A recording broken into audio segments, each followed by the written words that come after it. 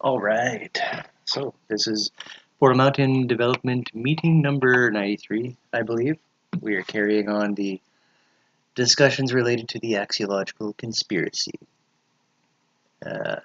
This is the 12th episode in a row of that attempt. So we keep seeming to come back to the beginning and keep developing the beginning, the myth, gift economy, feast economy, market economy. Mhm. So I don't know. We're just kind of, I guess, gonna keep winging it. Uh, When have we not winged it Sometimes we'll plan a bit. and Uh, then wing it anyway? Sometimes, yeah, we always do. We try to um, pick up where we left off, ideally. So last time we were talking about fundamental egalitarianism and its flip side, egalitarian fundamentalism. Suppose came up. We related that to the chaos and order. So we're getting into the fundamental archetypes and um, where did that? How did we get? How did we get there? We were trying to show the left and right political divide, I think. Yeah, we could keep coming back to that because that's the perverted, so to speak, version of what we're just trying to describe. Mm-hmm. You could almost say even this is just a passing thought I had just now that the conspiracy is to hide the fundamental egalitarianism and egalitarian fundamentalism, which is more emergent from view, so that it doesn't mess around with the market. Sure. Yeah. And you tuck it away by giving an alternative that seems like it, and that's where you get Right. the left and right divide. Yeah. That's a weird concept of like It's how. a spectacle thing, basically. Yeah. The It's like a label. The label stays the same or whatever, but the underlying things are swapped somehow. Like our label, like what we think. Um, Yeah, like so instead of giving us the egalitarianism and the fundamentalism as a package, yeah. it brings it, oh, the right is egalitarian, like, is just the one divided aspect of it, represented by the left. Right being more Yeah, fundamentalist. fundamental, yeah, It's not more conservative. fundamental, it's fundamentalist, which is a little bit different. This is the quote unquote Right, yeah. fundamental. I'm always always sloppy with my words. Fundamentalist, conservative, um, in juxtaposition with progressive Right. So and egalitarian. here we got Egalitarian. what are our four, like, you can't have one without the other, which is why I keep repeating the both of them. But essentially, the whole concept of enacting that will be your progressivism and conservatism in concert, right? Where there is an artificial division for one side being just progressive and the other being just fundamental. Mm-hmm. Or conservative. Conservative, yeah, sorry. Yeah, even though that's impossible.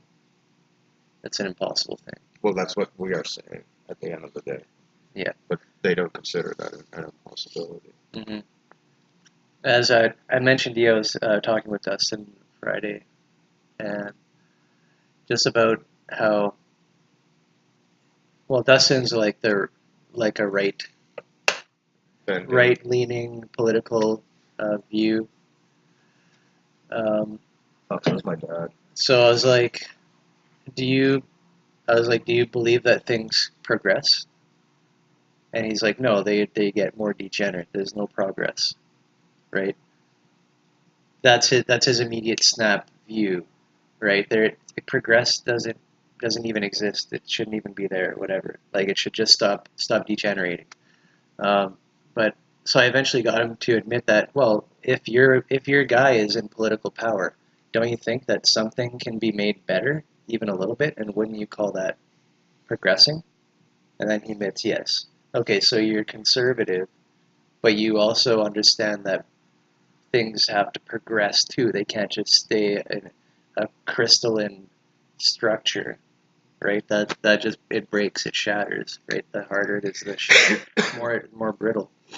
Yeah, there is a correlation there.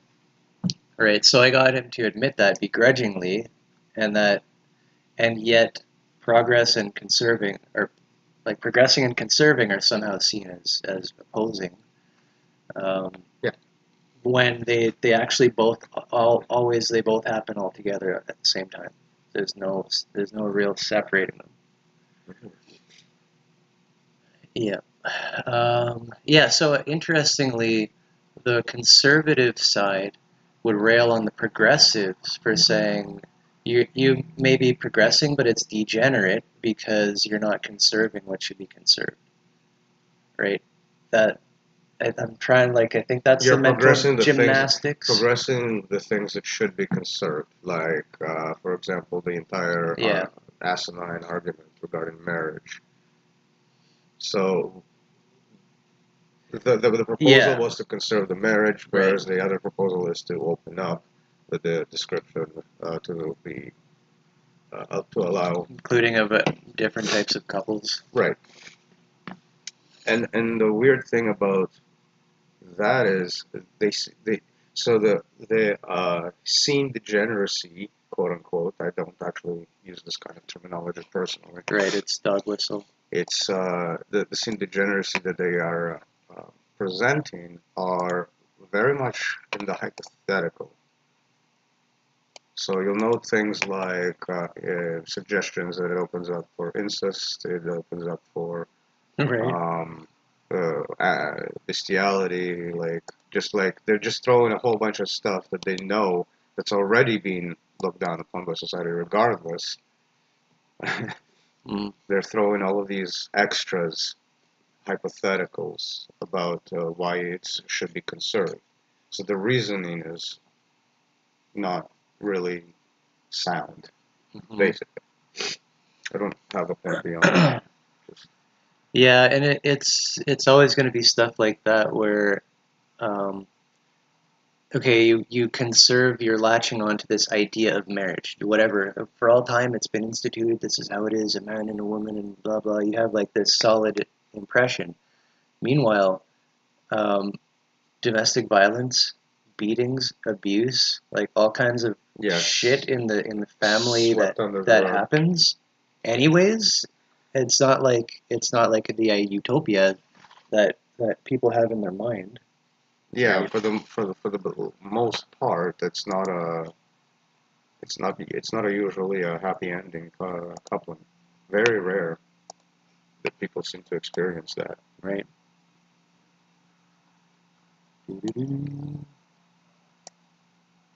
It's great when it happens, to be honest, but statistics are not for that. Just trying to get the chat in there somehow. And I gotta share the link. Yeah, so it's all very shaky ground that people are actually standing on both sides, like Yeah, each and angle. to qualify the phrasing both sides, we're not passing moral judgments right now. This isn't both sides are equally evil or whatever. It's Hmm. just that both sides are wrong in the same way about a certain thing. Hmm. Yeah, that's another one of those annoying things where if you don't say something like that, people are like, "Oh, you're literally Hitler. You compared the two. How dare you? Right, How dare you even compare but them?" that's not what we're Oh my comparing. God, here We're we comparing fucking the go again. yeah. That's not what we would be comparing. In my So thanks head, for catching that. so in my head, I'm always in my head I have the circular ego diagram firmly implanted in front of my HUD display. So like whenever I'm talking about both sides, I'm looking at the split stack of ego, locked in war at the bottom and revolution um, Hmm. between. Yeah. So that's what I'm talking about as being both sides being on the same shaky Right. ground. And it's Or even, you said that. yeah, so many people do see a monolithic, like the Democrat Party or the Republican Party, like as a monolithic thing that one can be either perfectly in this or that side. Mm-hmm. Doesn't exist in reality anywhere that somebody is this or that side.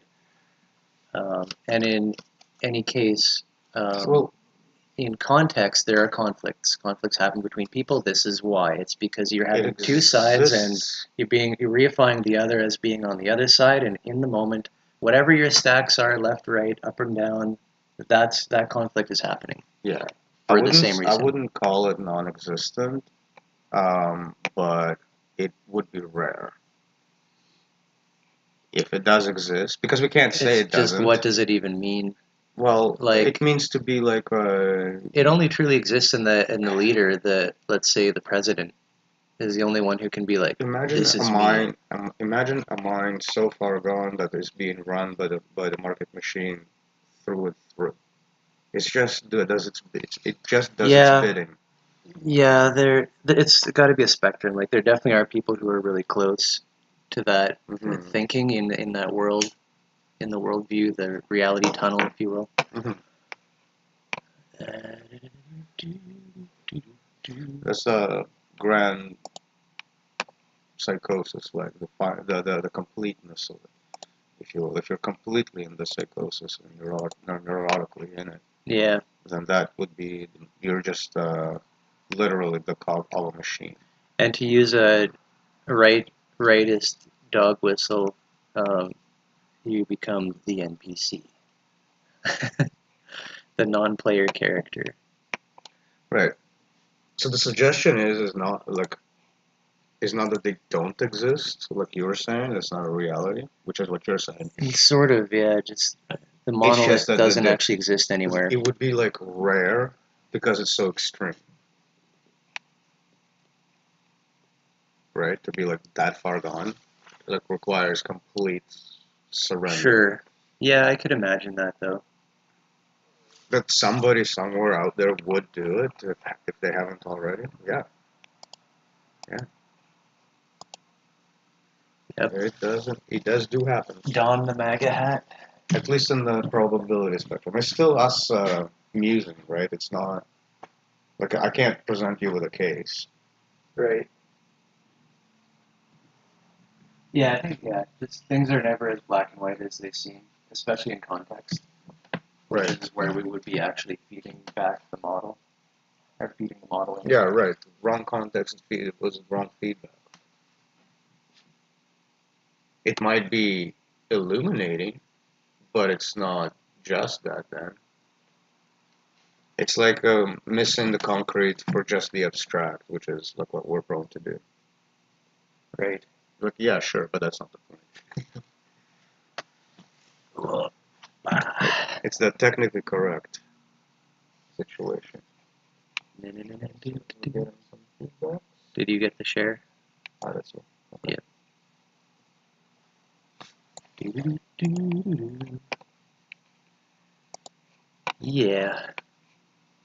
Yeah, there's so much shit to swim through to um, present a model. Incidentally, it's a shit uh, tornado that we shitstorm. Shitnado? Do you remember the shitstorm Yeah. diagram we had? Mm-hmm. It was loosely based on the whole ant circling each other, following in a circle of each other, and Yep. not kind of starving themselves out. Mm-hmm.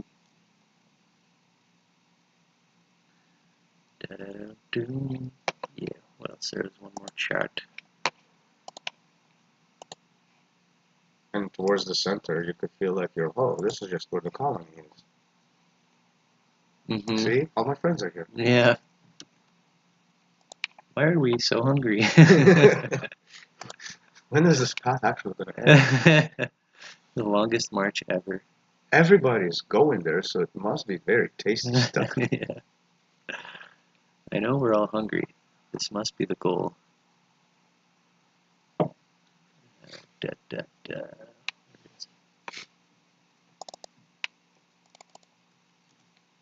I also love the future tether diagram that we're going to have.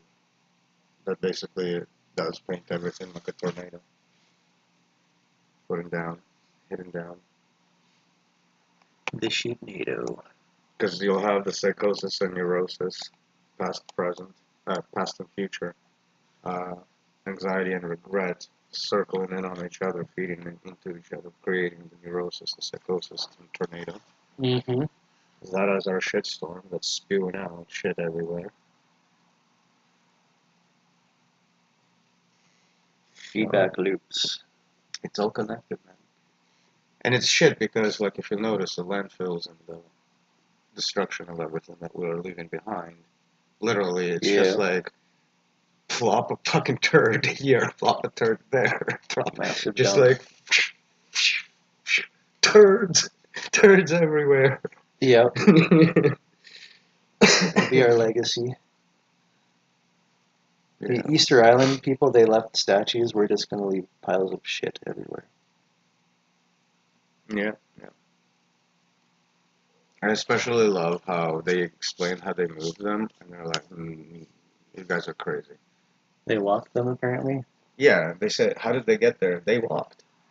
But no, they didn't. You're superstitious, and you believe in crazy mumbo jumbo. Meanwhile, the only way they got him to do it is to fucking walk. Yeah. Ever heard of a metaphor?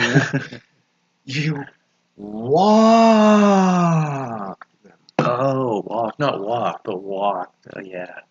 Oh, yeah. Mm-hmm. This is what happens when you have, like, zero fucking imagination. Yeah. And presumptions as well, I guess. Presumptions preclude imagination. The more you presume, the less you imagine. That's right. Sounds boot right. We're not saying leave everything up to the imagination either. That's not the point. Math works, science works, blah, blah, blah. Medicine works. That's not the point. Mm-hmm. The point is that if you relegate too much information to outwardly, the less information you have inwardly. And that's maybe another aspect of the conspiracy, to externalize all of that. Sort of, yeah. Yeah, there's definitely is that part. To vacate you. Yeah. So that the only thing that you're internally preoccupied with are with the supplied information. Is it body without organs? I think it's a D&G term. Wait, I can go to Deleuze and Guattari. Yeah, something like that. Another metaphor we had is dissecting the victim and while talking to them.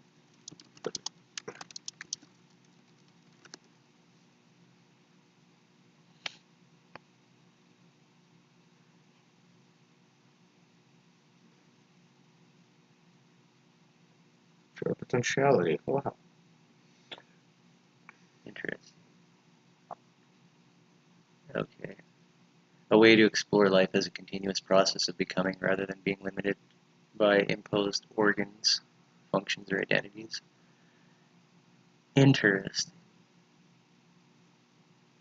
Yeah, I guess I never really looked into that. But this would be this is actually pretty cool. This is their approach to what we were just talking about. Yeah. See, the issue I keep having with these approaches in general is that, okay, now then, so what? Now what? Yeah, it's all like, disjointed. Desires. Okay. I'll just have free flowing desires. Okay. Right? Like, okay, and then what? I really wanted to do that, by the way. Yes. It's a very understandable urge. Yeah. But fucking yeah, my lord. Yeah. Right? So yeah, like, cool, great metaphor, but if you don't stick it somewhere more useful, it just stays that. That's all I can really comment about it. It's great. Like, I liked it. I can probably utilize it in some sense, like you did. Yeah. And what's that? Yeah.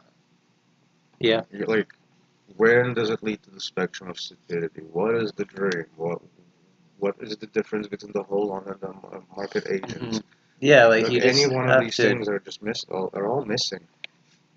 you The, with any concept, especially holonic model, like you're always like so many ways that you can go from there. It's like, yeah, okay, here's one concept, but now there's like a million dimensions to but explore. even through our experience and like how many of our conversations are dead ends because they're kind of just pointless in and of themselves.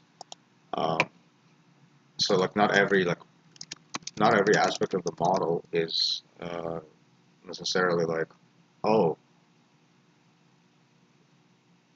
that's useful. Like that, it could just be neat, you know. Some things are just like, Mm, huh. But oftentimes, usefulness comes from like the metaphorical transference of, let's say, the archetypes or other hmm. structures. Yeah. Yep, yep, yep.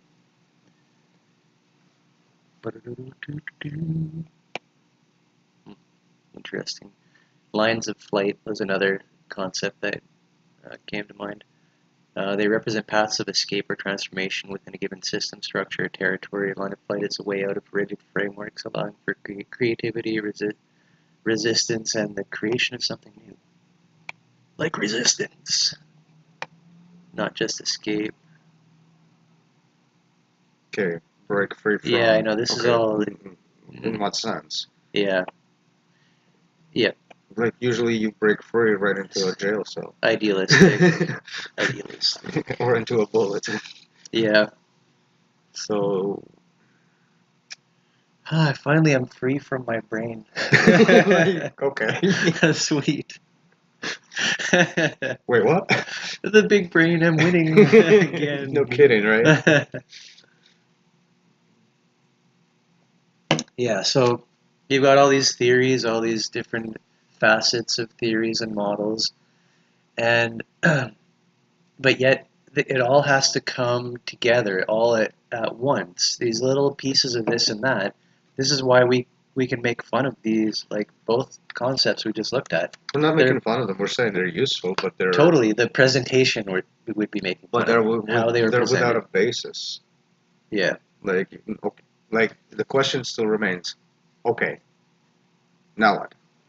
Right? Like, it's if you're talking about creativity and breaking free without right. stipulating what is meant by creativity, breaking free from what? Well, it says social structures, but which ones? Social constraints, which ones? Like not eating food, like Hmm. not sleeping. I don't like. What are you breaking from? Not cleaning. Yeah, yeah. It's that language. Like we had to put the caveat with things we were saying, even just in this stream. Um, about both sides. Yeah, Both yeah. sides aren't like that type of thing. The care hasn't been taken here, and this makes things much more powerful when you do take that care. This is just a ChatGPT write up. I didn't read the book, so maybe they did present it Hmm. better, right? So we can't really go off that, but yeah, things have to be contextualized big time. I wonder what ChatGPT would say about the context. In this context, what does breaking free mean for in a practical terms? You want to find I want to out? see what it says. What did the author say about it? Breaking free actually mean, or what Mean from? in practical terms. And you want to know and how what the As author. presented by the author.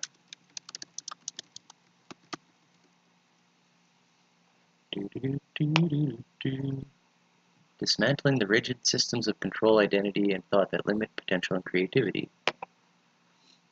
It's philosophical and practical challenge to normative ways of being and thinking, encouraging individuals to embrace fluidity, multiplicity, transformation.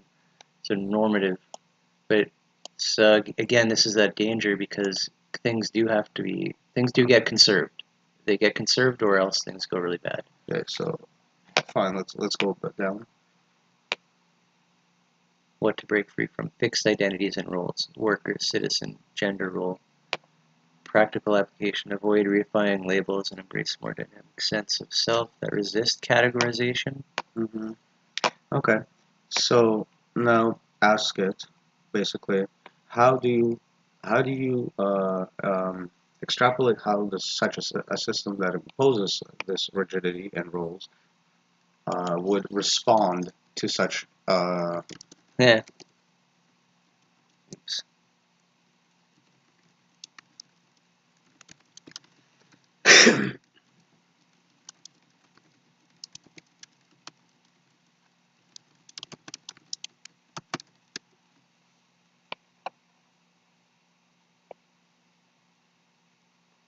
Immediate reaction. The system might attempt to neutralize perceived threats.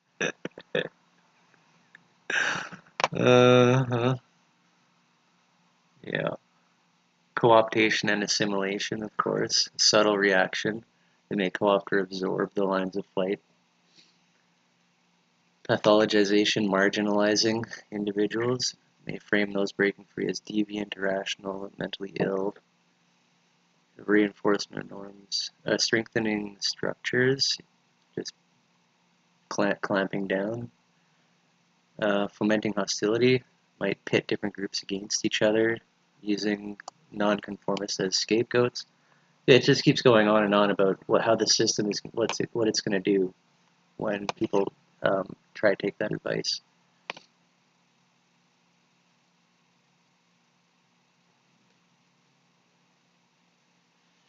run interference?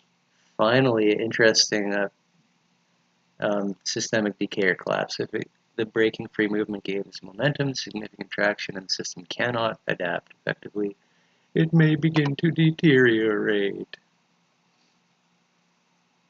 Oh no. Well, that's bleak. systemic thinking. And look at how easily it came up with it. All of that, yeah, it wasn't tough. It's not like I'm making shit up. Yeah. So this is and this is again. This This is why I don't like those yeah. other ideas. Not because they're wrong necessarily, but because this is the response. This also it highlights the challenge of modeling, because you have to keep caveat after caveat after like justification after justification. Like it's endless. No matter what topic you go to and try talking about it, people's brains they'll go in those million different directions. Right, because But there's you so can only many, talk in a serial fashion, because one there's word such a after there's another. such a landfill of sound bites to draw from from the mythology that they're Yeah. readily there. It's instant. These are impulses coming up to us, and See, in a discussion like this is where the pardon. the big diagram makes sense to point to, because that's how sound bites get redistributed back into the narrative, Right. because it goes through that obfuscation, and then that obfuscated shit gets decayed into this individual sound bites. Mm-hmm. Right? Mm-hmm. So every narrative is a repetition of the meta-narrative to some degree. Because it's obfuscated, it's not seen as a single narrative, just bits and pieces Right. from it Mm-hmm. that make it down to the individual soundbite level. But they're all copies, like, from the database. I'm reminded of there's slot machines like pachinko where the marbles all come from the top and they're all bouncing. It's like huge in Japan or whatever. You just And you don't dump know your marbles, but they end up going somewhere based on luck. And that result is what we receive as an impulse. We don't technically process the intersections of all these narratives and how it's all meshing together. Right, that's a great point, yeah. It's like the ball lands in its spot. It's recorded. That becomes That is a nice metaphor. what you're aware of. Hey, we don't look like dorks. For once. I'm sure I've ruined it a couple of times since then in some frames. Uh-huh. Uh-huh. Dark. Getting too dark to see. Yeah, so it feels when the I guess people navigating the world typically Oh, caveat, through their ego. including ourselves. Yes, once again, um, they'll come up to like let's say I'm just presenting a model or talking about a piece of something. It feels good to cut that down, to criticize, right? Those are those soundbite impulses are coming like, what about this? What about this? Oh, that's stupid because of this.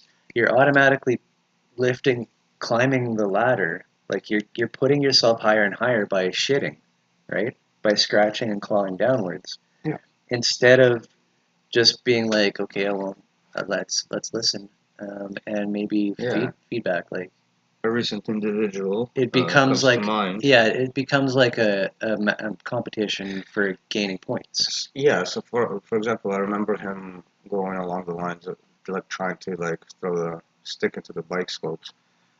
Basically, Yeah. he was Oh, asking which time? about like how does your model deal with pedophiles?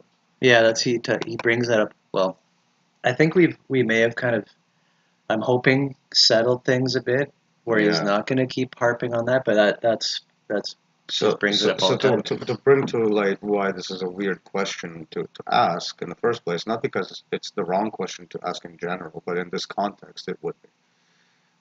Um, our model isn't about telling is not a prescriptive model that tells people what to do, when to do it, how to do it, Hmm. right? It doesn't have those kind of social contracts that you would have in the system. Yeah, So it's so there not the commandments. so there isn't a model to deal with pedophiles. People deal with so Yeah. the events that occur. Yeah, after such said acts, and the model would describe the emergent pedo hunting death squads. Doesn't say that that's what should be there. Just It's you just know, going to say that this is that's what's that going to happen. Okay, like probably. what do you want? Yeah, like of course there's going to be a Why is it reaction. my job to say this must happen or that? Yeah, like we're not sitting here making a charter of laws This is that govern another a interesting body. thing, which religious systems, religions, always spiritual systems would always tend to have commandments, right? Like Hmm. they're usually pretty prescriptive. Um, and I was thinking You can about this, almost get there with focus, almost. right? As in, Yeah, do it but that's this way. super fundamental, Right. I It's guess. talking about like really intake, outtake. But even that, it's like, well, I'm still not telling you what to do. Right. Focus is one of the most core fundamental things that people can possibly do. Like yeah, right. We're just saying it's a description of a membrane taking stuff out of it to clean, taking stuff Hmm. into it to sustain itself, Yeah. and then being in the right environment surround itself to do that, and not overexerting itself in that sense, being in the correct, being fit and resting. Mhm. You know, like rest does means just conserve, and fit is just fit in. So it's like an abstraction. Use it or don't, right? It's like if you find it helpful, it's helpful, obviously. Do you find it helpful? Oh yeah. Experientially? Oh man. Do you find it authoritative? Authoritative. So Maybe what? by nature, but not through like me saying so. Not an arbitrary, not a transactionally authoritative. It's like you're literally a kind of a cell in a membrane, in a fluid. So Hmm. that's the metaphor we're using.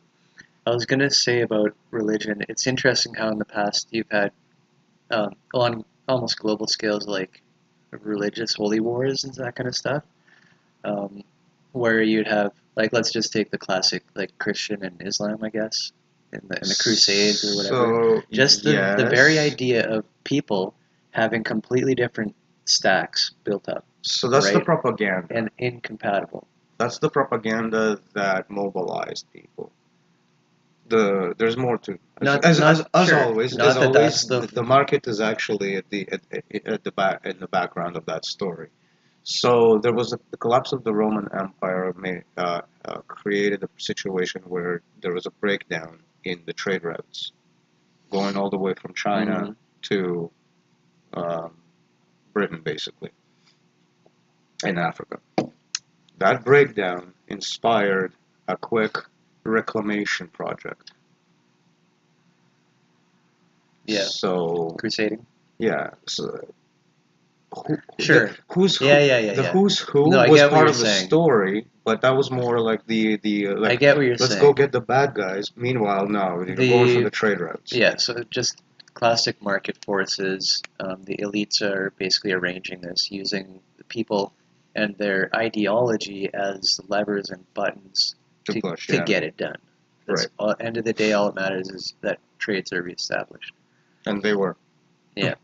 at the end like the Um, Mongols helped, Islam helped. yeah. So my Um, point was you would have like people with a border between them being fundamentally different, like very much like some may be wearing robes and their hat things, and the other one looks completely different. Like this, so far, they're automatically. yeah, This is something I wanted to talk about. Automatic warfare.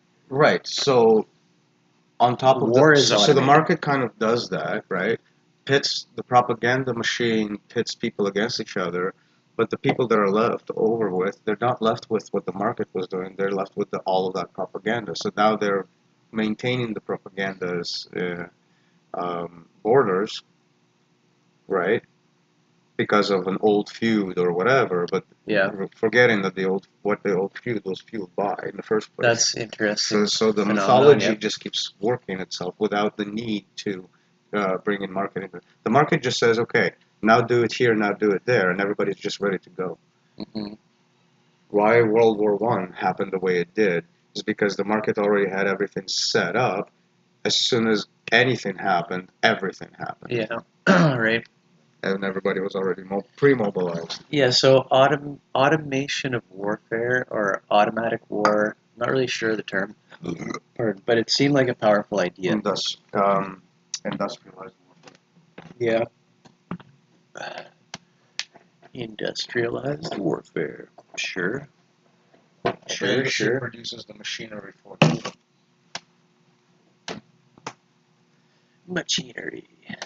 Yeah, so just how people are ready to go at a moment's notice to fight, and how they're People separated. have a job to be at the moment's ready notice to fight. Like yeah, I It's a wanted to, profession.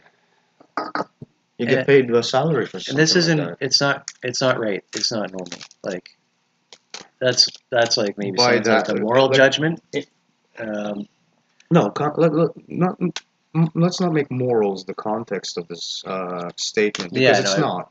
It's not Like I morals. said, It is observational. as you know, I'm always sloppy with words, but Well, it's not that. um, I want to point out that it's like observational the for a way reason. that I talk sometimes is like gung ho, excited, Sure. practical. Nothing. It has to be translated into neutral language, Yeah. academic speak. Nothing wrong with that. Um, because it's I'm a just great trying to point. point out that it's a departure from the norm of how the world and nature Nature, existed yes. all up until this one point where we have the market taking off and stacking egos. What violence used to happen through, self-told stories. Now violence happens through other told stories. You're not violent towards somebody because of an actual personal. Yeah, sure. The violence is exercised on an impersonal, Yeah, contractual. Um, yeah. Well, this is debt. This debt can and be I'm talking like in sustained. general. I'm not talking about like your occasional murder here and there, which is a different, like an entirely different conversation. We're not talking about crime. We're talking about Remember, with the feast economy, we identified duty as something that this would be like a self story, more towards a self story. but to sustain the system. Like I agree, it's on my honor that I'm signed up to work this many hours, so I'm going to do that. But debt is something that, like, so with duty, if you signed up and um, there's there's a disconnect with debt. So debt is something that can be like, I hate my enemy, those guys who wear the robes or whatever, like that. They owe us big time. They did a grievous thing. I forget what it even was, but they did. So the debt can be more timeless and held just as a floating idea. It could be completely timeless if you just call them bad or evil. If you just attribute that label of their essence of being bad, not this action, that action, but the whole being from beginning of time to the end of its time is evil. Right. Yeah. So this is the timeless justification. They're constantly indebted to you. But yes, the indebtedness is that they haven't received their punishment yet. Yeah, they haven't atoned. And as long as they are evil, they must be atoned. Right. Otherwise, why call them evil in the first place? Like, what would be the point of that label if that's not the expectation? Mm-hmm. That they should repent, that they should quit, that they should not be them.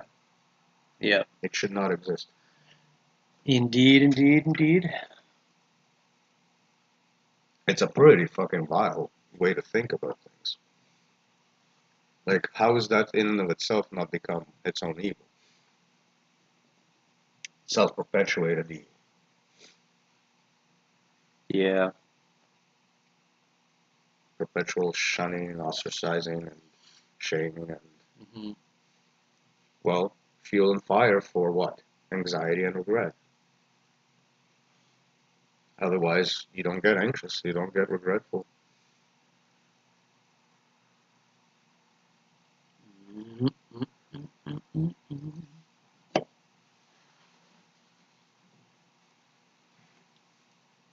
All right, so to connect that idea of religious groups having ideological like reifications, heavy reifications, and how you would say that, hardline ideological enjoyers, ideology enjoyers. They're also self-similar too. It's like levers and buttons to push, to be rounded up at a moment's notice and start World War, whichever one we're on. But look at the actual painted enemies. There's Jews and Muslims, Jews and Christians, Christians and Muslims, Christians and Christians, Muslims and Muslims. It's basically the self-similar groups with very, very heavy, similar, identical takes on the mythology of the world. Yeah, they're sharing books. And books, characters, you name it, with variances. Right. And ultimately, they're fighting each other. Yeah. So the groups that are actually like the religiously locked groups that you're talking about share the religion that locks them into being enemies. Well, the left and right also share the U.S. democracy or whatever. The country. Yeah. Right. Sorry, I tend to go U.S. because U.S. is the only thing that's on TV. Right. Yeah. The idea of the Western ideals, democracy, and all that values are shared, but yet divided. So yeah, it's like, how do you can't convince somebody that perpetual warfare is bad. Like, you either just know it or you don't acknowledge that. Right. It's not something you can tell like it's bad. That goes. We're we just gonna lay our weapons down and die like dogs. Like the sound bites just start flying like, oh fuck. That realization is literally that goes right back to the more fundamental thing that we talked about so long ago. It's the clicking that happens from participation to membership. Mm-hmm. That's when that you can't have an off switch to that after you Mm-hmm. see it. It's like, oh, that's what we're Yeah. seeing, Yeah. and then you see it again, and then you see it again, and you see it again, and it's like, okay, well, It's it's still there. not happening, Yeah. like it's just like it's everywhere. It's Yeah. literally covers the And playing just field. to give a flavor, we're we're talking something generally like the cognitive alignment window. You know how we can shift into debug mode. Right, Shifting that debug mode into the whole like self, into a fractal self loopy thing that right. you can't turn off.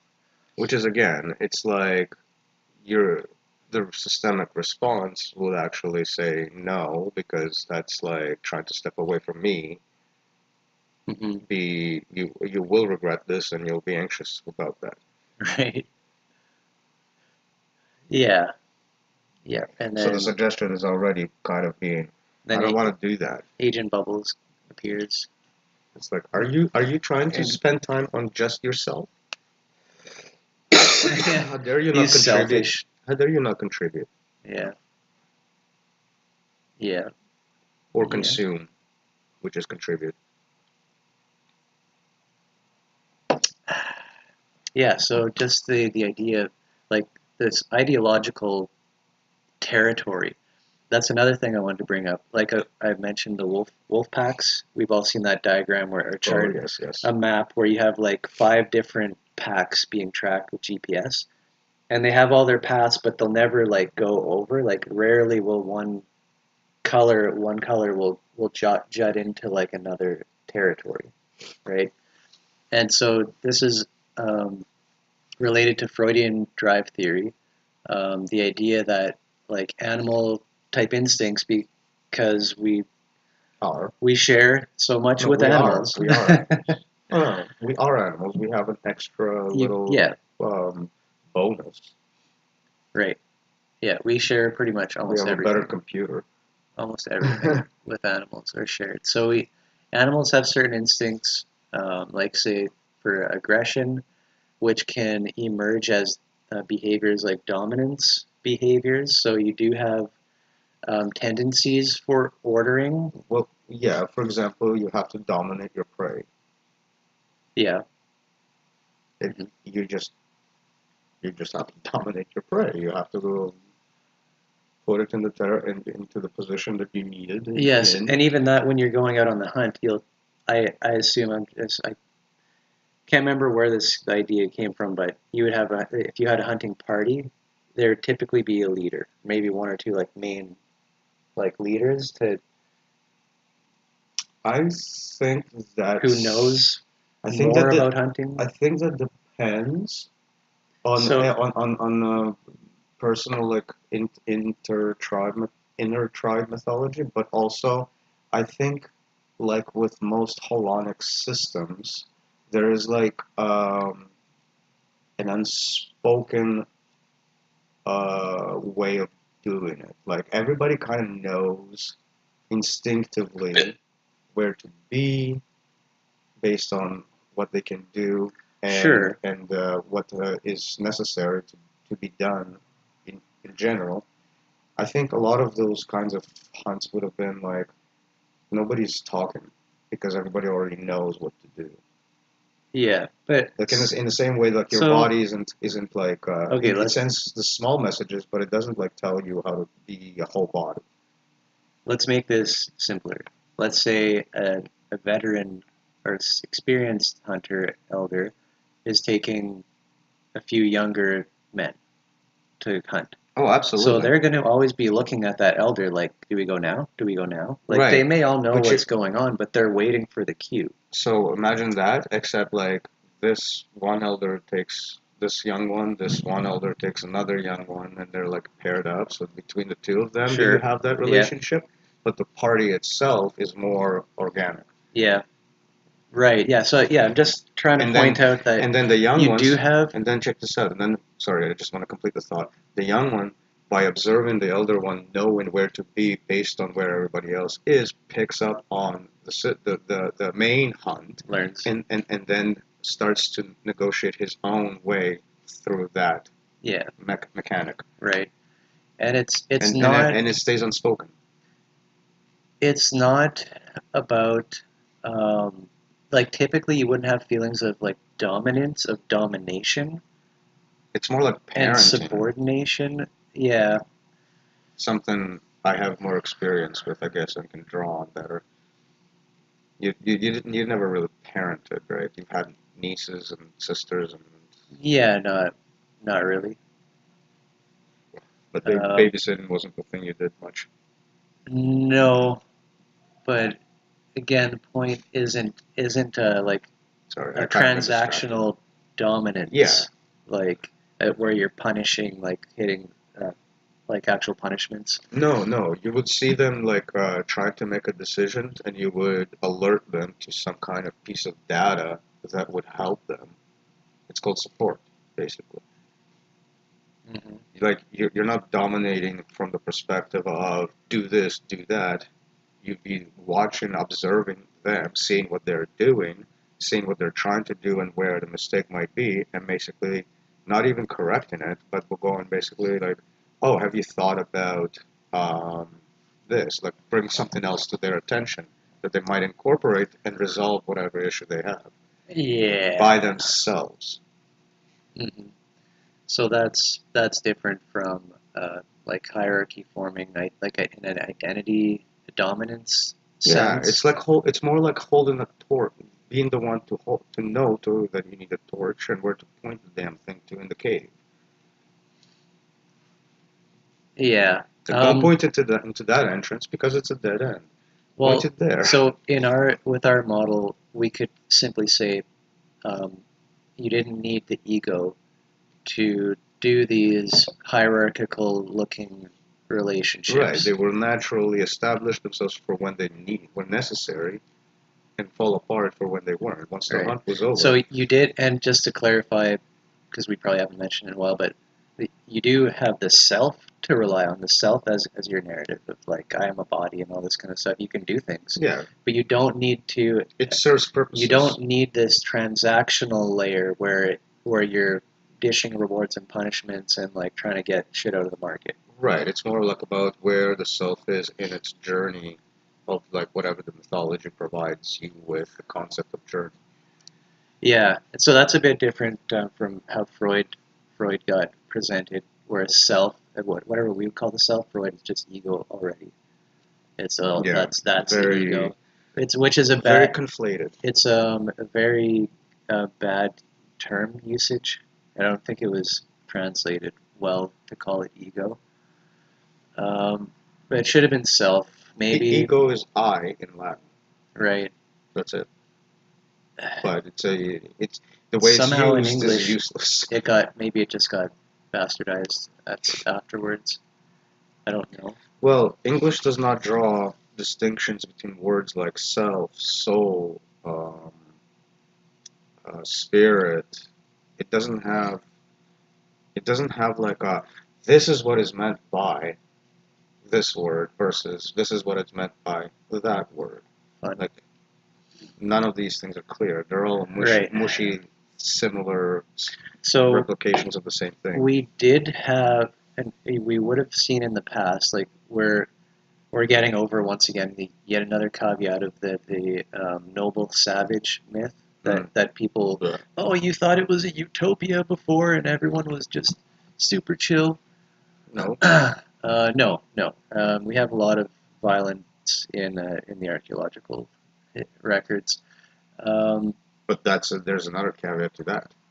yeah, so I was just going to get into that. Like we have um, piles of mass graves where you would only find a mass grave if the ego was emergent somehow. If this strict hierarchical structure, I would think. No, violence is I violence. mean mass graves.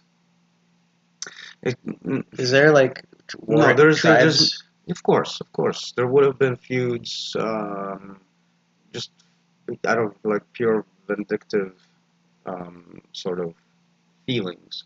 those weren't not there. They just they would simply get one kill more often than not, so they weren't the main mechanism by which tribes would have interacted with each other.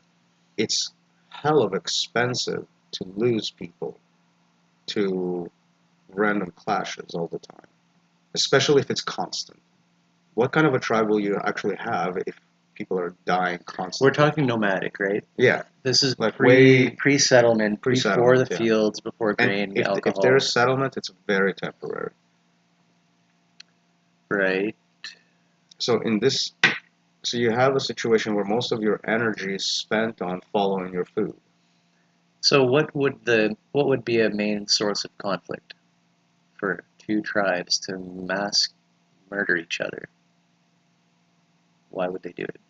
It's like asking why somebody killed somebody else over this or that. It's But I'm kind of wondering like if there was like there would be a there big must have been reason reasons for it. for it to like expect to go that far into the extreme. Sure, Like you would we think know this because they happened. you would think it would have to have something to do with scarcity and competition. It could. It could have been slights between them. It could have been cultural misunderstandings. Yeah. For example, you think that this is a gesture that says respect. Meanwhile, in their tribe, the same gesture is disrespect. Happy to help. Right? That's what that's what that means. Here's one. Asshole. Asshole in one, okay in another. Yeah. Okay. Or Asshole. how about this one? Somewhere it's fuck you. There's a fuck off like that, yeah. Yeah, but my chin's just itchy. Yeah. Yeah.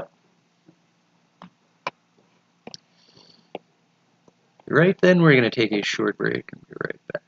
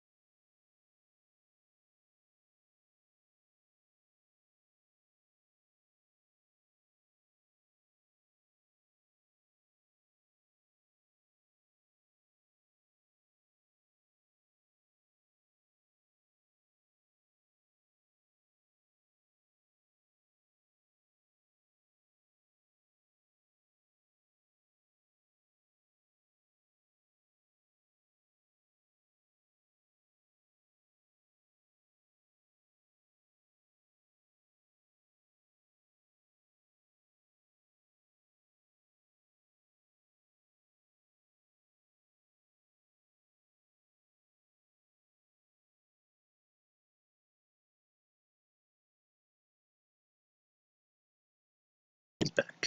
All right, Constant warfare and the idea that we're excessively violent as a species also flies in the face of an observation made about pretty much all animals on this planet. Yeah. They basically all tend towards what's called homeostasis, or rest in our parlance. Right. Constant of violence like that is in direct conflict with homeostasis that's observed in nature. Yeah. We don't gravitate towards upheaval. We're gravitating towards stability. Right. So that we don't have to do shit. True. Constant conflict or like that can be explained by two things. Boredom, which the system definitely provides lots of, and what do you call it? That's arbitrary reason for conflict, like he said, she said kind of bullshit. Drama. Yeah, which is again a result of boredom. Huh. And pitting people against each other for resources by structural means.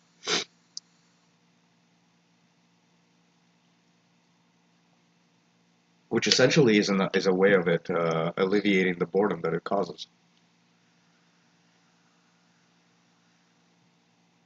Yeah, drama is a thing.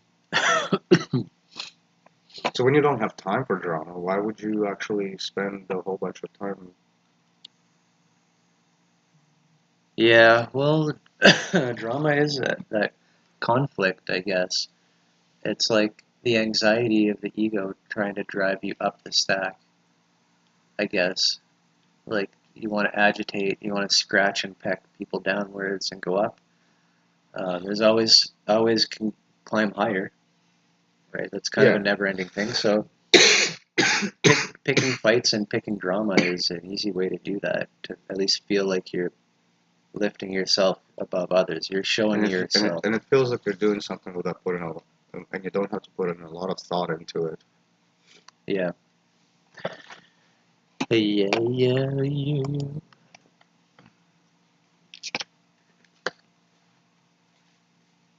I didn't even finish it. Huh. Hmm.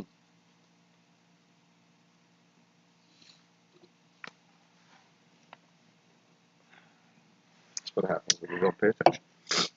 Yep. Must focus. So yeah, that is it's tough to convince somebody. You can't convince somebody that So that's your, conflict is bad, so, basically. so we're not gonna try. No. Or yeah, it's yeah. You can convince yourself if you like. Hmm. Yeah, it's a big challenge in a way Well, no, because that's not the challenge. this is the way that The I challenge is that look at things is that often. they try to convince you instead, and you keep having to ward them off, I suppose, yeah. and then that's the like even though the tension for you to convert anybody is not existent, the tension to resist conversion is ever present. Hmm. I think that's the main difficulty because every time you speak to anyone else, they're already pushing that on you, Hmm. and there you might have to be like, no, Pushing the worldview, yeah. and Yeah, then like you're just not listening to me, and and you're like, well, moralizing no, about your character, like, right. come on. I was having a colorful discussion about abortion recently on Reddit, Oh yeah.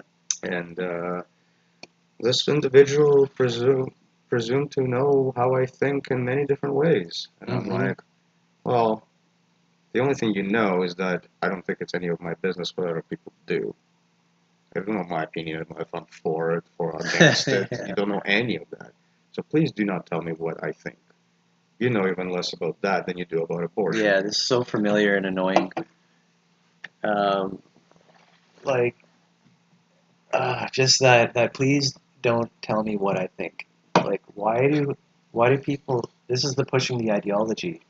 It's like, Look, if well, you're if you're not not on my side, you look like you're on that side. You must be thinking this. You must be thinking that. It's just the automatic snap judgment of this is what your opponent looks like. Therefore, this person is your opponent. Therefore, they do things that your opponent does.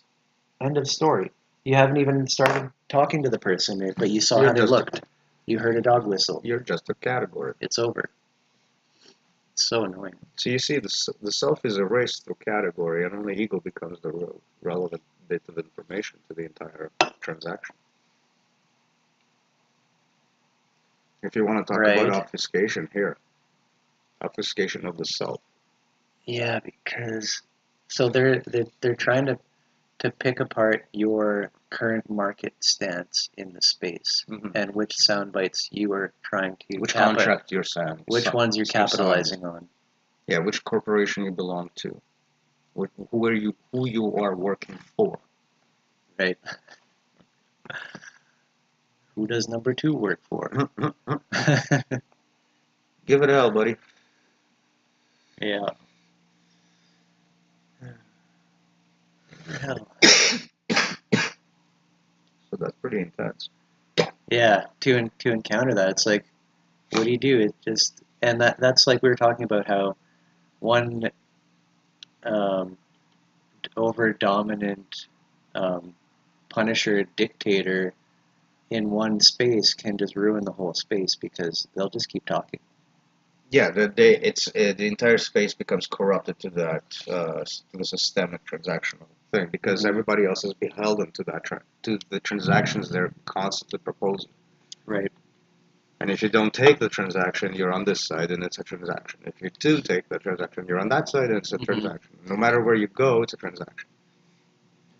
And the there's the kind of irony there of the left doing this type of thing. Pardon. And we talked about before that you often you often would say the the conserving force or the conservative force um, presenting as fascist or whatever is always is basically in dominant, has recuperated everything, is already in control. It's the one making the first strike, the first cut is coming from that side, if you will. Mm-hmm. But the reaction, which the system wants, is for the left, the opposite, supposedly opposite, the progressive, to react in kind, in way which means it's precuperated. It's already part of the system and just allows it to churn how it wants to, right? So, um, and yet another caveat: no, I'm not blaming the victim. It's just this is a model of what's going on, and yes, they're totally, we should feel angry and justified to react, to do something about it, to defend Not should. ourselves. Is justified, but not should. Sure, yeah, okay. Like I said, sloppy with words. I always do that No, no, kind of stuff. it's not about your sloppiness of words, but I'll interject every once in a while Yeah, when it's there it's good. I never see those things because coming. the immediate reaction I have is moral outrage. Well, this is moralizing. The word should. I get that. Yeah, moral outrage is a marker of the system working, not not the proposed. So is this victim complex? Is that in there? Do you think? What's that? Um, just Being feeling like a victim. Okay, yeah, yeah, yeah. like you're demanding It's like being something. It's like having a persecution complex. Yeah, you're pushing out the victimization. You're expressing the victimization to on the market to Yes and receive your. yes and no. There is actual victimization, and then there is spin on top of it, and it's the spin that gets all of the attention, Right. which victimizes the victim further anyway. Right. It's a tough one. Their Yeah. victimization is part and parcel of making sure that victims do not actually get anything that they deserve. Like victim mentality um, is often like limiting to your own behavior. Hmm. Um, Victim mentality is more insidious than that.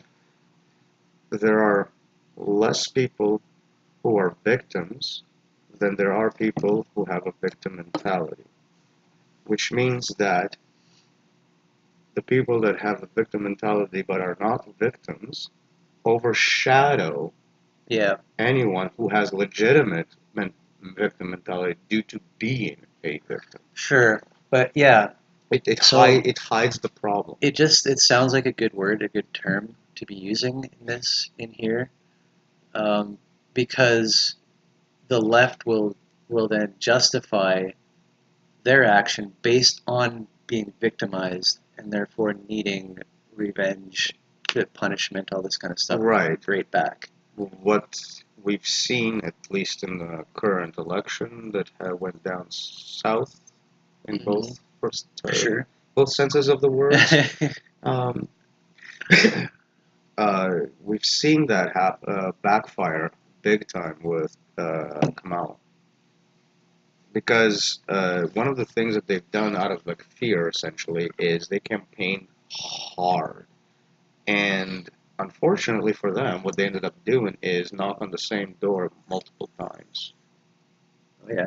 Basically, interrupted people's dinners and all of that stuff numerous times.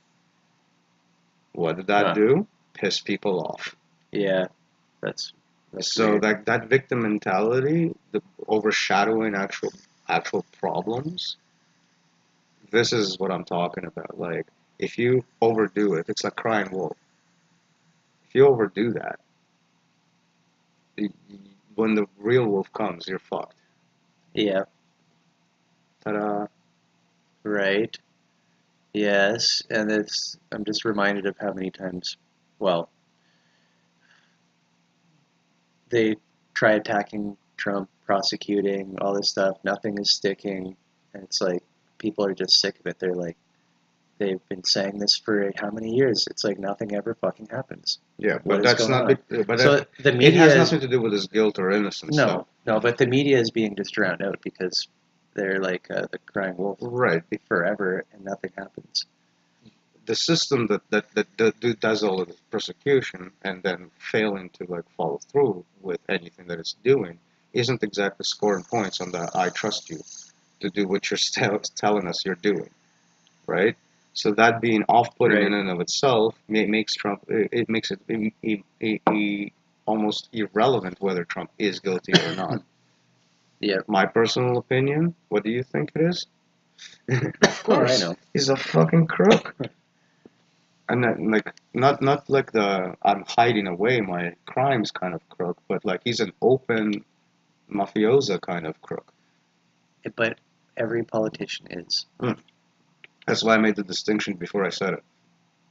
Most of them are like hush. They're not. They're doing Yeah. it like they're. Right. Yeah. This guy is like right there in front of you doing crimes, and the system is still flabbergasted with failing to do anything about it.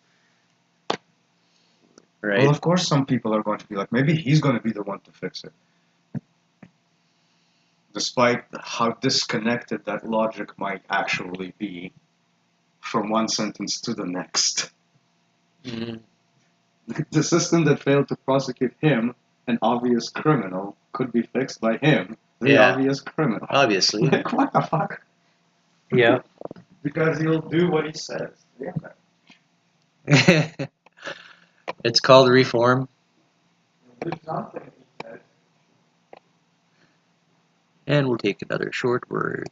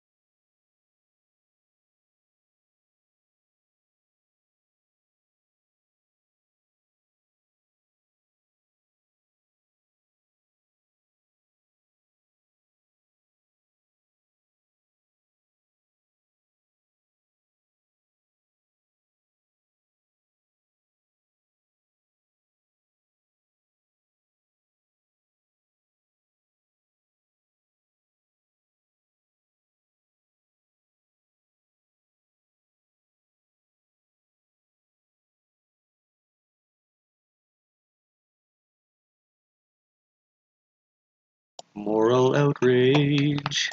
That's right. So, the thing I was talking about, Kamala, right? It was an instigation of moral outrage against Trump by flooding their campaign trails with, door knockers and all of that stuff. And what they got is a moral outrage in the opposite direction for fear-mongering. Yeah. Yeah. So again, moral outrage is not the avenue. Like, the model is not trying to instigate a moral outrage against the system, because what will the system do? What did ChatGPT just told us? Uh-huh. It'll saw everything and anything it can to just dismantle it. Mm-hmm. Yep. Yep. Using the same outrage. Mm-hmm.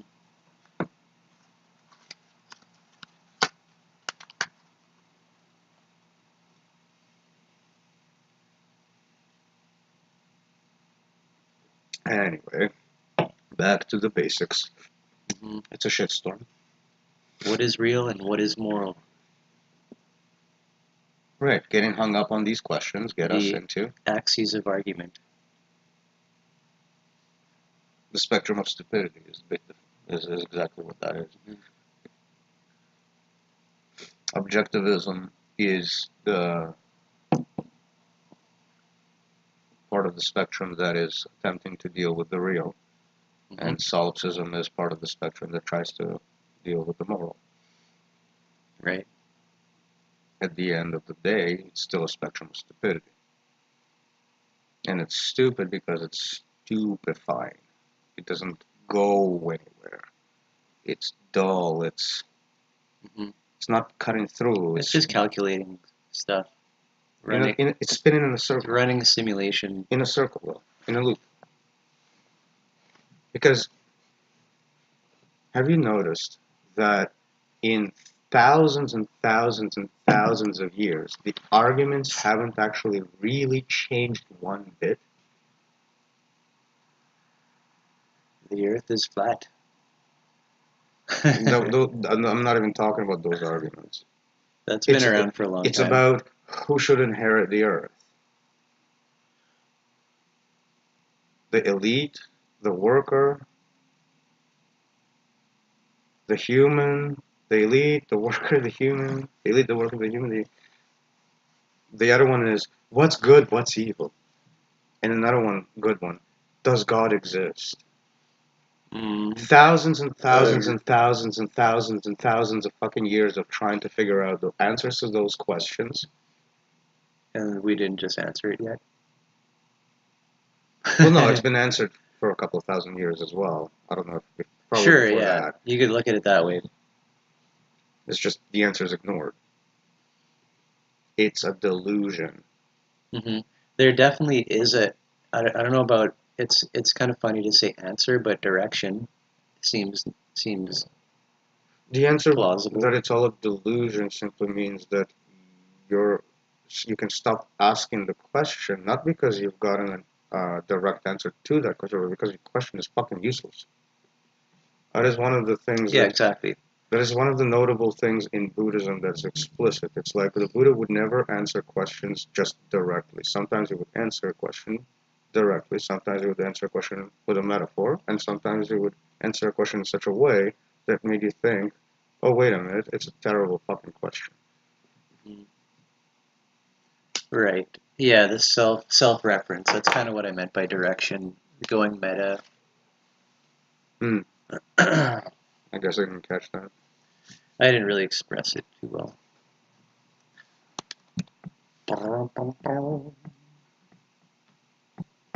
Yep. So, Yep. And here we are.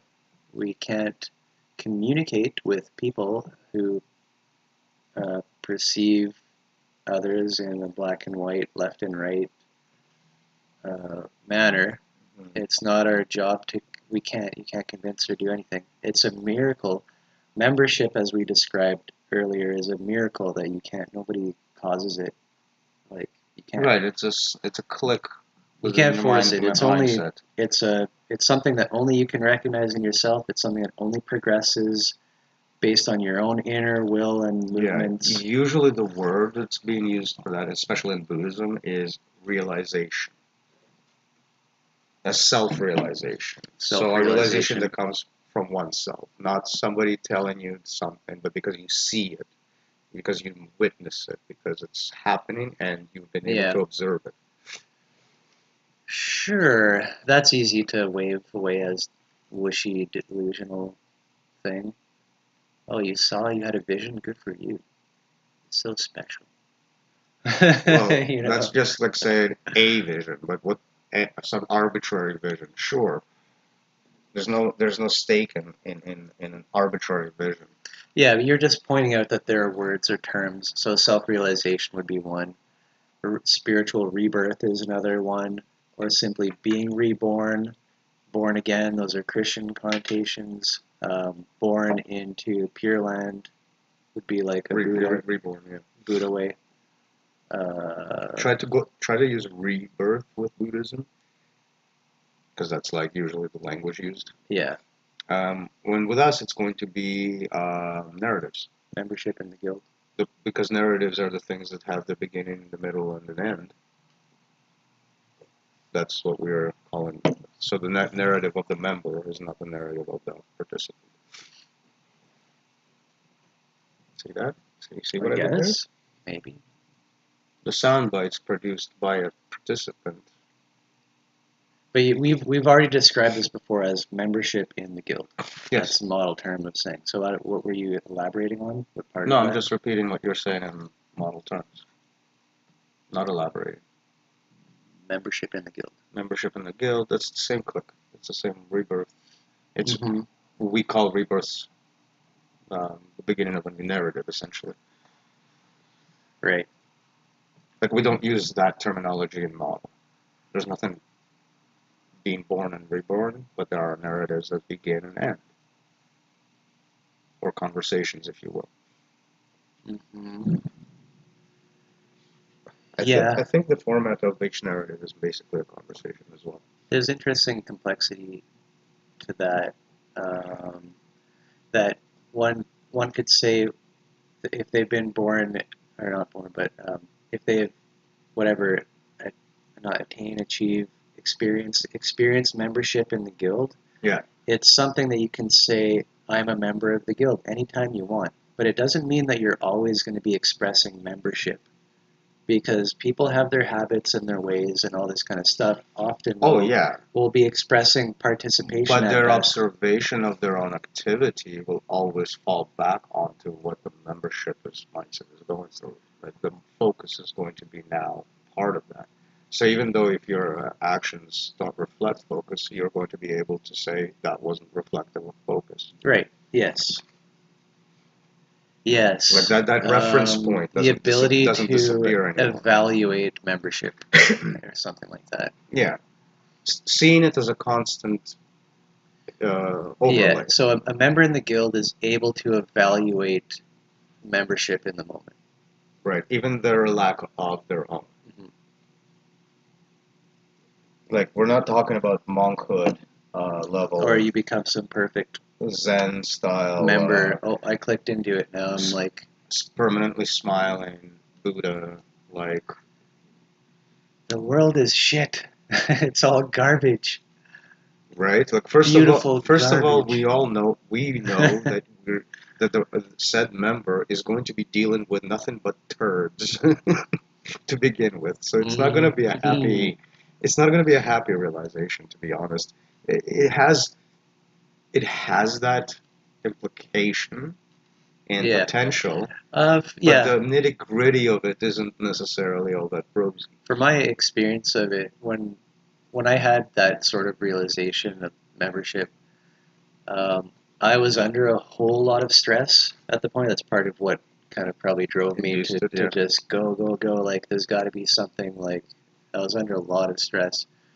And when I clicked into membership, after that, the feeling of stress was completely different, night and day. Like, it wasn't something that was weighing so painfully and heavily on me anymore, which is weird. Like I still would feel It stressed, but became it's like abstract. ultimately it's like yeah, it just got unmoored from myself. The anxiety in that, the ego was able to split off completely, I guess, and somehow be The recontextualized. self came back. The ego is still there, but remember that the system erases this is working towards erasure of the Yeah, self. this is And wild. this Yeah, is all of a sudden the self coming back straight back to your narrative, and you seeing it without associating it back to the ego. Hmm. So that one breakaway from the ego for the self was enough to induce the Yes. possibility of the next moment being like that as well, or the next one as well. Yeah. And I guess Yeah. that's another way of looking at membership too, because if you think about it, you're stepping back from the market machine mechanics themselves into your own mechanics, even though they're still hijacked. Right. You're still taking that step back into that lower level debug mode, so to speak. Hmm. Checking volumes are good. Nice. Yeah. So I remember the the feeling, and this is a part of the what the ego does, like you just mentioned, that it becomes all encompassing. It presumes to be the whole when it's merely a kind of, you could look at it like a sub part of the self, like a collection of routines, Like an alien where tag. all the activity gets suddenly rounded up in and just swarms like Hmm. the ants forming in a circle. This is like a part of the self, and it's the ego, but it's like the whole thing takes on the flavor of that storm, the shitstorm. Hmm. So yes, um, to also reflect on your point, the self become coming into view. I had, like, when I was trying to process this, it's coming through an imagery and that kind of stuff. And I remember, like, this idea of, I'm looking up, like, in my imagination. When I look up, that's where the ego was, where who I was, my sense of self was like now, just falling. It's crumbled and falling, but I'm falling down into the, like, um, pillars. Like, it's like a black space with pillars of like structure that hold that ego up. And now I'm in a different space, falling, looking up and seeing this broken platform that was once where I was. I don't know, like, that was my Hmm. experience of it. I hadn't seen I'm imagining like this I'm underground. imagining like a bright orb like the sun underneath like a Roman style pillars in a circle, Sure. and like a body flying down, Yeah. mist style through the fissure. Yeah. Something like that. I was imagining myself that I knew I And it was was up and it's there. bright. I It's was really there, really but bright. now I'm not. The sphere of ego is like really really bright in my head, like Hmm. overpowering bright Interesting. because it's trying to waste all its energy. Right. So yeah, this is another one of those things. And when we say, you can't convince somebody that war is problematic or a problem, or that shouldn't be like that, you can't convince some. Outside the natural order of Yeah, like things. mass warfare and killing and all this is not like, It doesn't follow from what we see the natural world do. you can never convince somebody that, but if they have this type of membership experience, that become, They don't need they convincing, already they just know, see it. you know right away. Yeah, that's very very interesting and strange. Yeah, shall be right back.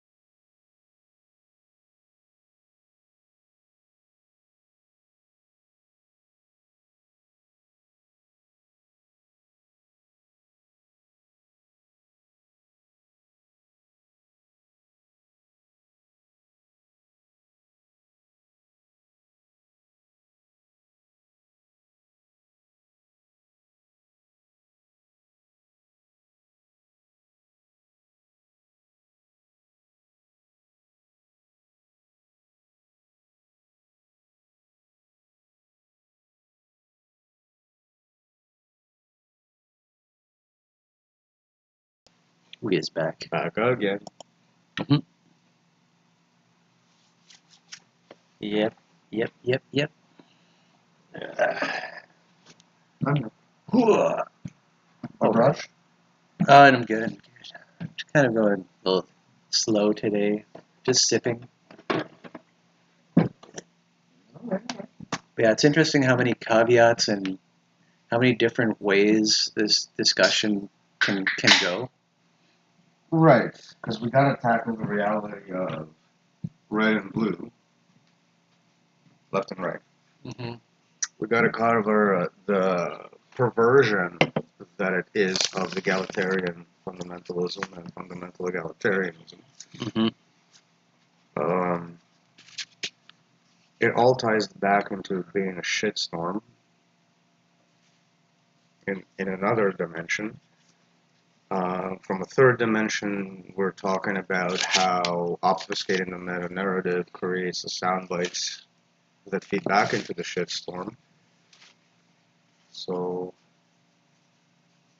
at the heart of it all, we have an ego stack. And that ego stack has one implication, but then there is also the revolution, reform, revolution, and war Yep. that surrounds that. All of this is on the spectrum of stupidity, where we see ego and agency as a at work. medium, basically. That's Yeah. where the war is fought in that matrix.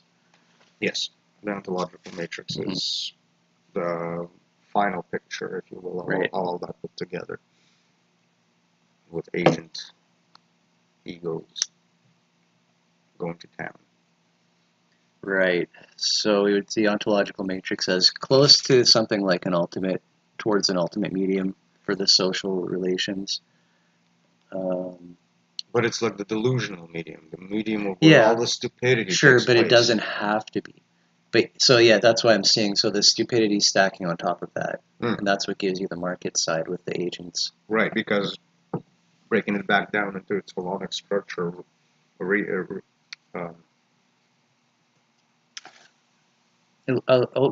retains potential. yes, retains the natural potential that has that is neglected over here.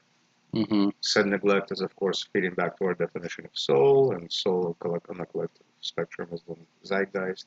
Everybody feels the shit in the shit storm.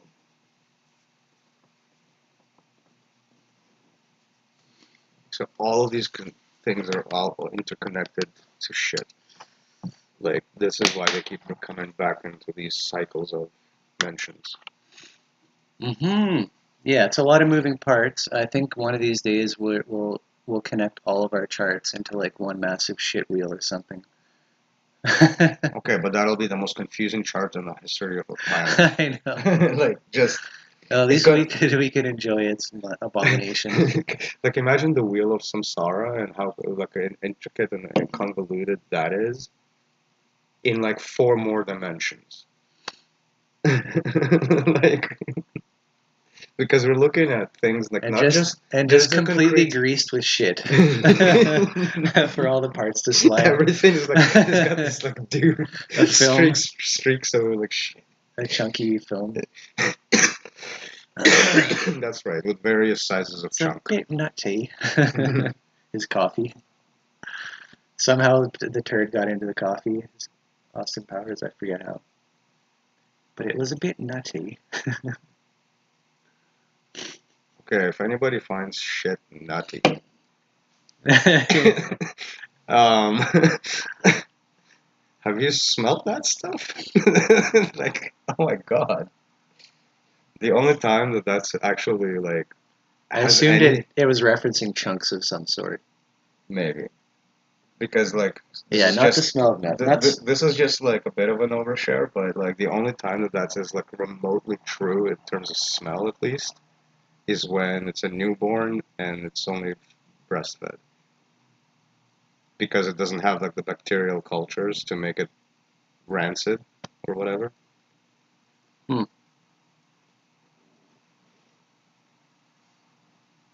Anyway, I guess it's nature's way of making it you not like drop your baby the first time it shits itself. Enough shit talk. I could see an evolutionary advantage to all of this. Yeah, so that's quite an overview of the model. Yeah, and it's all over the place for sure. So we would need to, like, we would utilize that for a descriptive understanding of what's going on. But when we try to put this arc, the axiological conspiracy, this kind of this story, this arc, Where the we system start. is hiding away the egalitarian fundamentalism Mhm. away from So view, we start with the but hiding the self. Sorry.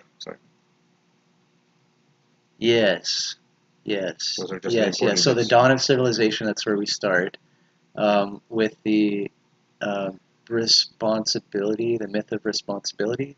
I think that's what we landed on. Then there's and Duty. that's your gift economy. So then you have in the feast economy, you have the obligation, the myth of obligation, and this is where you have duties or duty, the idea of duty, honor, where all those things come from. Right, do the work so that you can participate in the feast. Also, this is where we have this is the And ego. protect the field so you can participate in the feast. Do The, this so you can participate. Sorry, the ego is a transactional. Yes, exactly. but So you yeah, can participate. yeah, that's what I'm saying. This There's is a transaction going on. so we like to make this distinction of ego, not as Freud did, because Freud would say, "Oh, it's ego's just always been there. It's been ego," as he It's the describes. self, basically. Right. So Freud would say the ego is there since all time, and We assume. but what he was talking about was that the story of your body is a thing that you get to know and calculate what it's going to do. Probably only in the context of the market, though. That's probably why it never ventured further. What do you mean? Like, it's not an exploration of the self beyond market forces. His exploration of the self is in terms of market forces only No, alone. no. Actually, I think it's the opposite. He almost doesn't even acknowledge that market forces are That's something not. to worry I don't about. mean he acknowledged it outright, like explicitly. I mean Yeah, and he never separated it. the way he perceived what he's called ego or self to But it's begin with. I, like you said, The I, the I. the way he perceived it as a whole was not outside the context of the marketplace presentable I that we get from the market. So it's the stories that we're fed, but it's not like our actual. Even the stories about the animals are fed to him, right? Yes, Like what he thinks but of the animals is not necessarily um, I am a continuation of that. The way he presents. So this is my basic knowledge, but from what I basically recall, it still has a dichotomy of a human being, an entity that is somehow separate from the rest of the animal collective. Not a continuity of it, a direct continuity of it, but somehow just merely a higher being that's still subject to its influences to some degree. The general idea from the perspective of the civilized, abstracted being disconnected view. Somehow.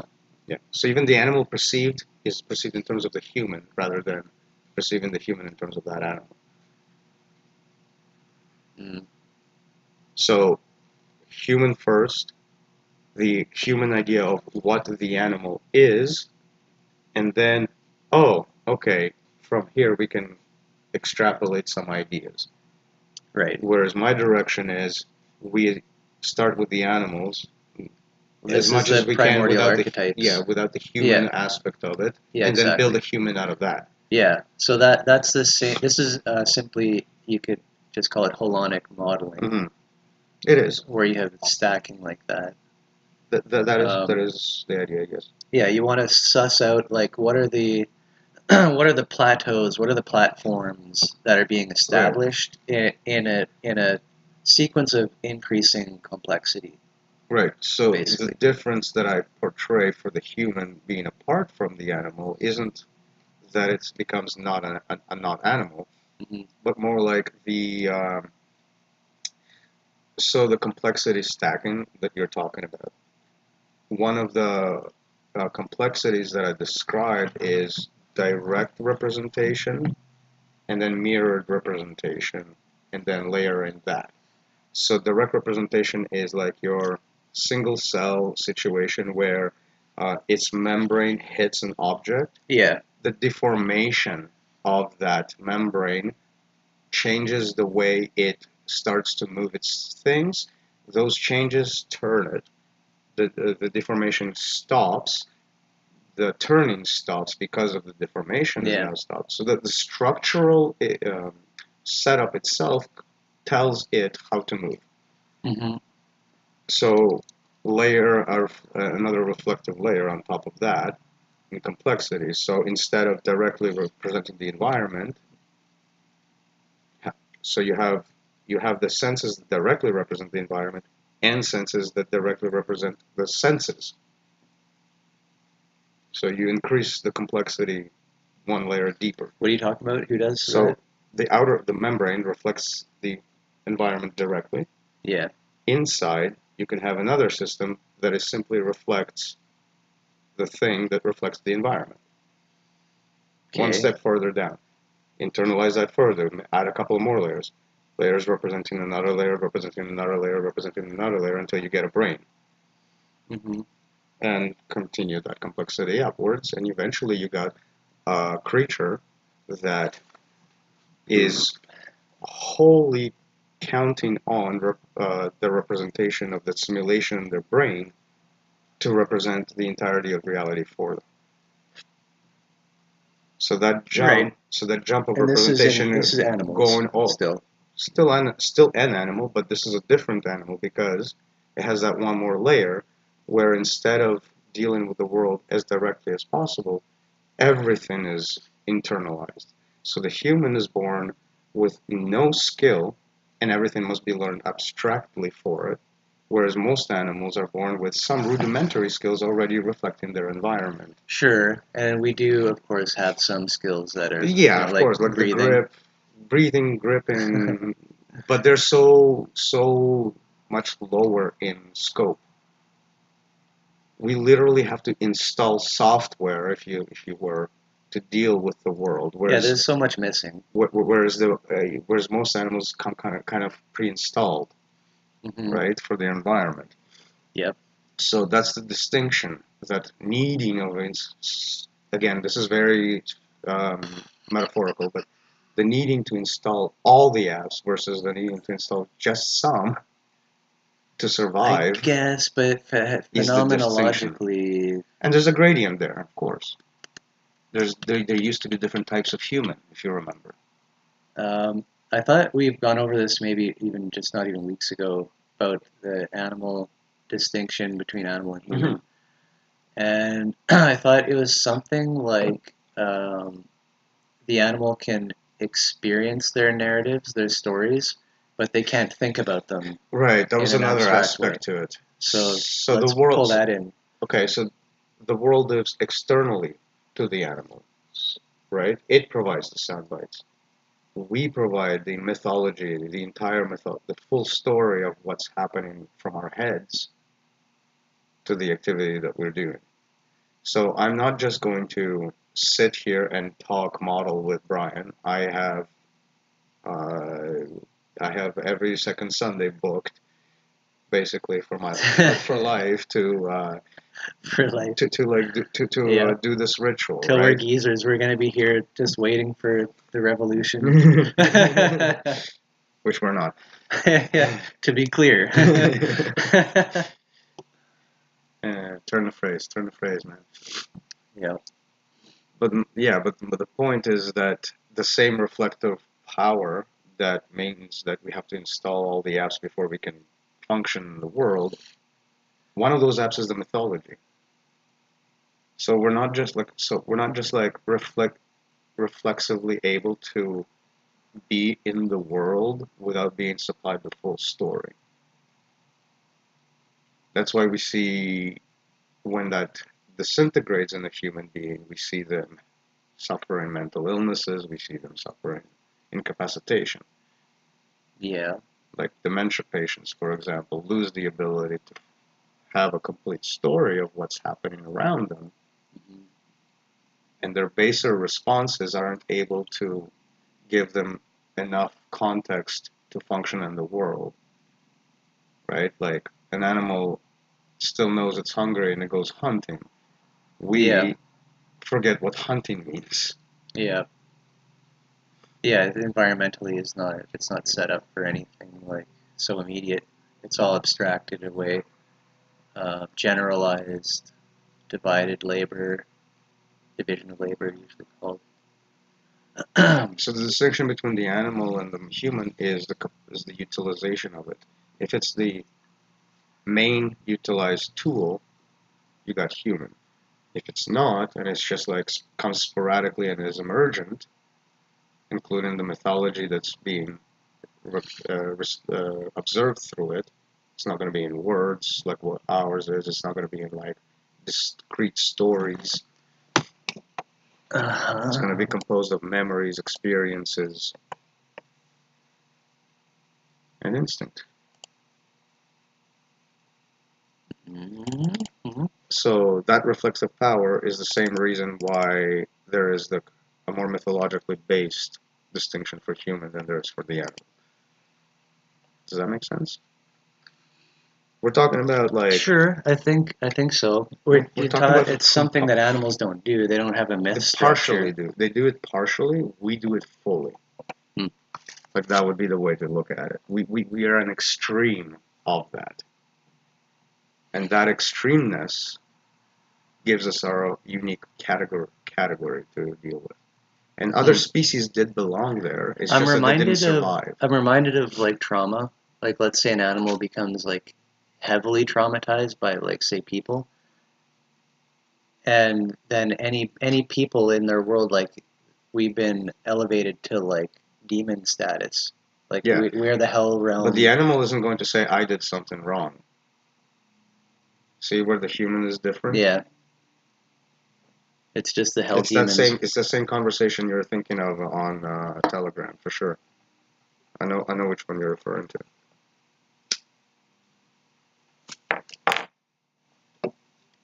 Yeah, it wasn't too long ago. No, it was pretty recent. Mhm. Now, mechanics are just anything that works in nature that nature itself did not produce. Like a nest is a machine, right?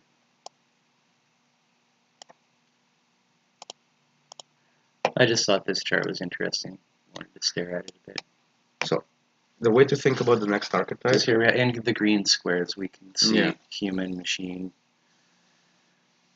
machine is basically any structure that isn't naturally necessarily produced, although it can be, like a body is a mechanical structure. Yeah, But in this case, the focus is more like the machinery that is comes into the environment, not from the environment, but from the abstract mental processes of the animals that are in that environment. So a nest would be an well, example of a that. nest A nest, like a bird's nest, is a machine.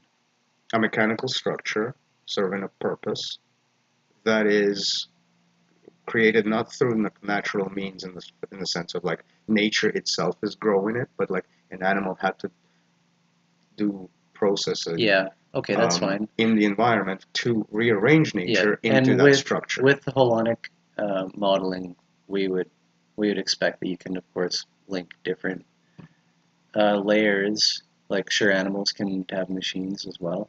Humans would make a special type of machine, one that's much more like Complex. programmable, I guess. Well, ultimately, yes, because we are abstract kings.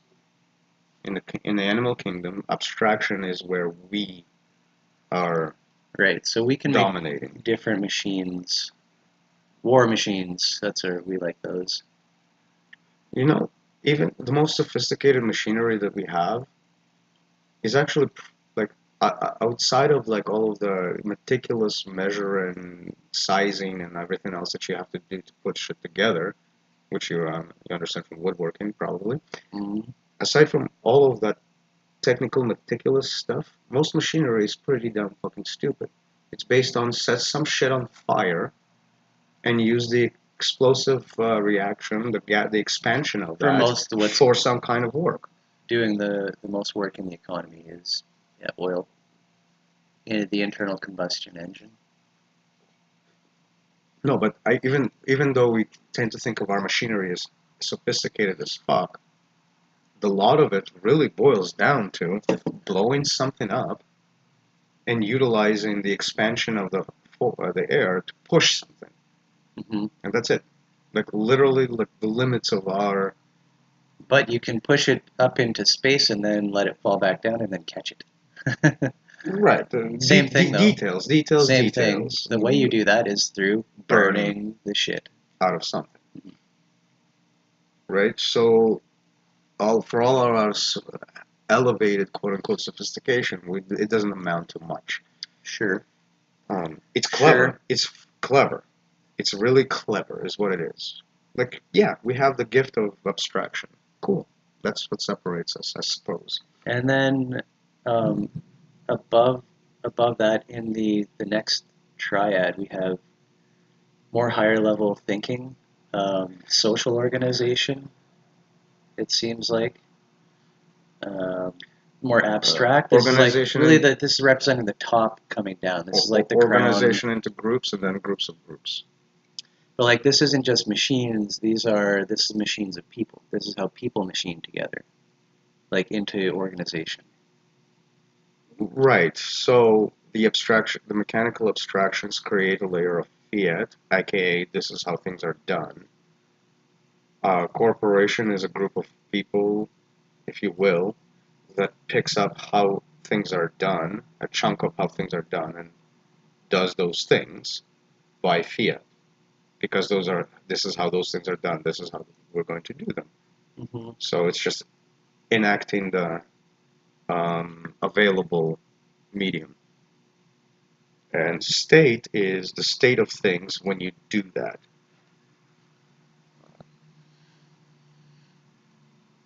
So a natural state of things could have no civilization in it, and a non-natural state of things is usually has a civilized component embedded right in its root.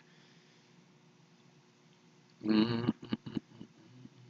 And yes, that does affect what comes down through fiat, because fiat allows certain things to arise. Those certain things then can condense what fiat is. Right, right. And fiat can be like the command sit, which Yes. your dog understands. Right, and if it knows in its heart of hearts that sit means put your butt down on the ground, and that is the only thing that it must do, then that reactionary is fiat now. It's fiat Hmm. to it, and then it's fiat to the situation itself. There's different levels of fiat, right? Of course, there's going to be. Like, Hmm. the word sit means that is one level of fiat. Sitting down when told to sit is another level of fiat. Like, I must do this, because that was a command given. Right. Yes. The first fiat is more like, this is what the Yes. word means. Well, we learned what the word means through training. If someone kept pushing my ass down, and as soon as I was sitting, I got a treat. Right? Yes. Like this is the So fiat gets installed in layers and layers, and then it I becomes was actually automatic. thinking more human.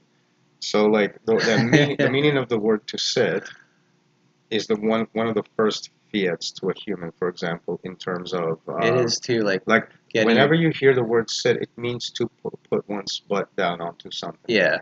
You don't have a different version of the word sit. It doesn't mean stand up and jump. It doesn't mean, you know, like run around. It doesn't mean this. It doesn't mean that. It only means this. That's the first level of fiat. The second level of fiat is if you're told to sit, you sit, and that's just the rules, and that you obey by because I don't know you're in the Army Corps.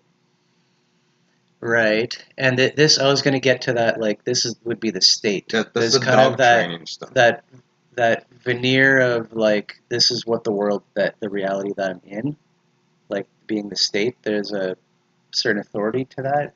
Can we Well, rack up the layers past? that's by fiat. Yeah. Um, I'm trying to imagine corp and state in the idea of just telling a dog to sit, but the state is like you're the owner, the master of the household. The The fiat comes from the top corp in that the way. corp here would be the obedience school for the dog, capitalizing on sitting or whatever the fuck the fiats are. The state would be that there are dog training facilities just for that purpose. It is an emergent situation.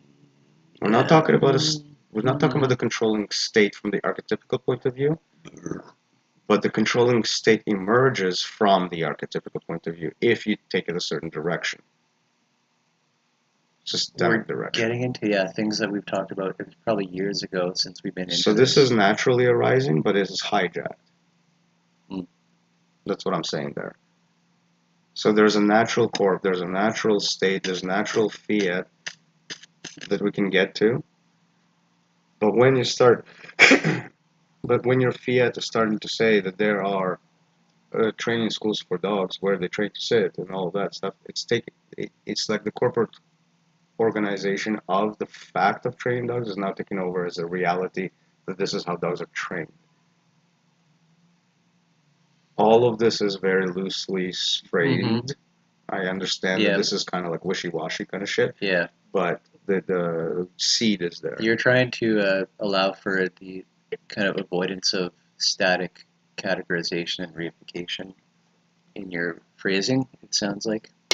Right, because we're not talking about like definitive layer jumps where you can be like, oh, this is totally corporate. Oh, this is fiat. Oh, this is human. This is machine. It's all kind of like this. The machine builds the fiat. The fiat dictates the machine's mechanics. Right? The fiat available dictates what corps are there, but the corps are dictating the quality of the fiat. So if the corp is based on, it's like fascism. Fascism arises on the backbone of democracy, gets itself elected, and then removes democracy from the picture. Right. Right? So it used the fiat that was available to it, the democratic process, rose above it to dictate the fiat process, remove the democratic process from the fiat. Now the machinery is all working differently. Everything's pressing down back. Even though it all merged, it's all pushing back down in a different way. And all of that difference is what I would be calling neglect and delay and all those things. That's where that shit happens, in those archetypical places. And then the perfect organization is going to be in necessarily recognizing that for the individual, for the group, and for the group of groups, and working through it. Which is why it has specific offices tackling actual fiat, corp, and state stuff to bring it back down to from the emergent office, right? Because in this office structure, in this organizational structure, the bottom offices are actually more authoritative because they're more fundamental. Yeah, I was just feeling that connection with our political ideology, if you will, the egalitarian fundamentalism and fundamental egalitarianism. I know it's a mouthful, and I wish there was a better way of saying it. We might come up with it eventually, just for the sake of brevity.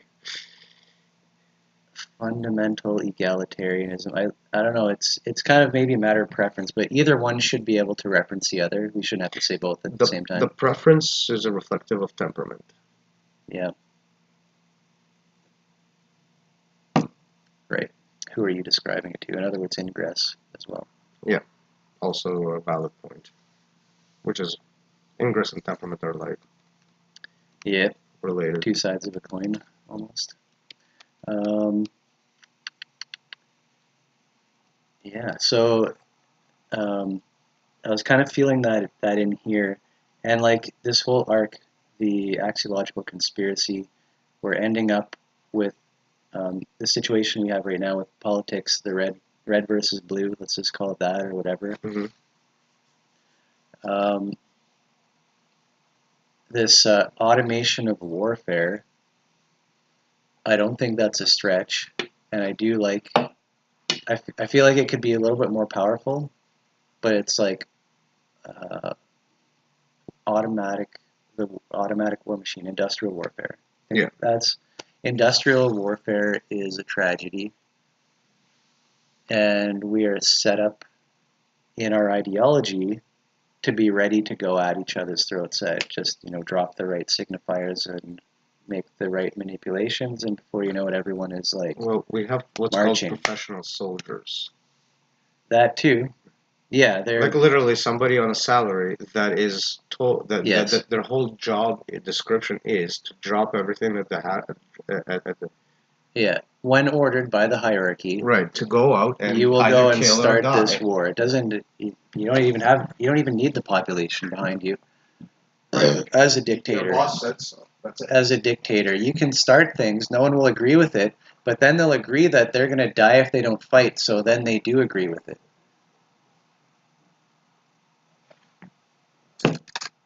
Industrial warfare. That is maybe one way of putting a great tragedy of the axiological conspiracy and its consequences. I'll be right back.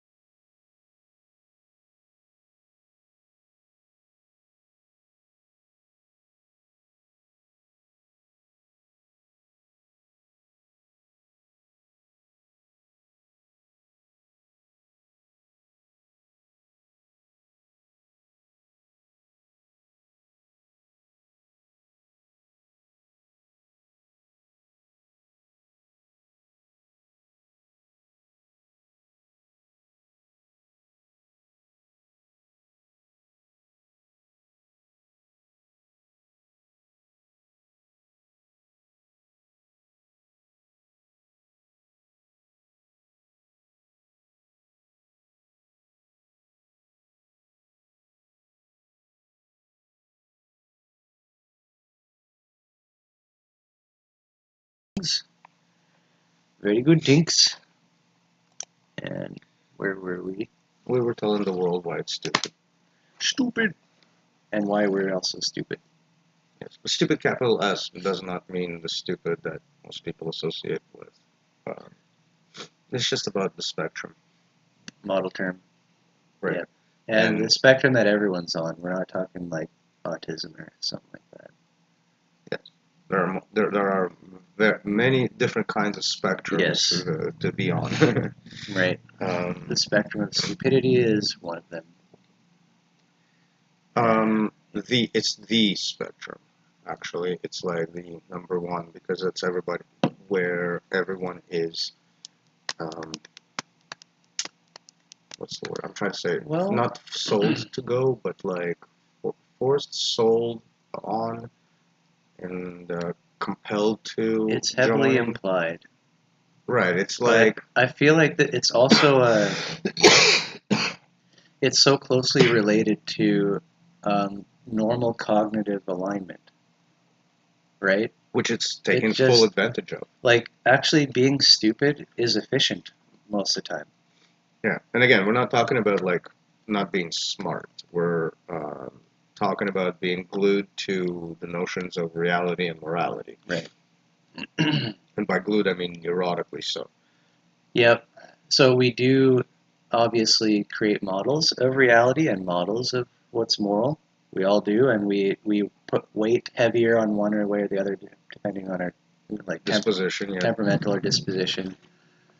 Um, Yeah, that tracks. so it's totally a normal thing. This is where we pile all of our experiences to make things easy so we don't have to think about things too much. Well, there's a mechanism in nature You that, hop on the train, like if you're taking the transit and it's really scary because you have to make connections and underground and over this, and are you going to make it on time?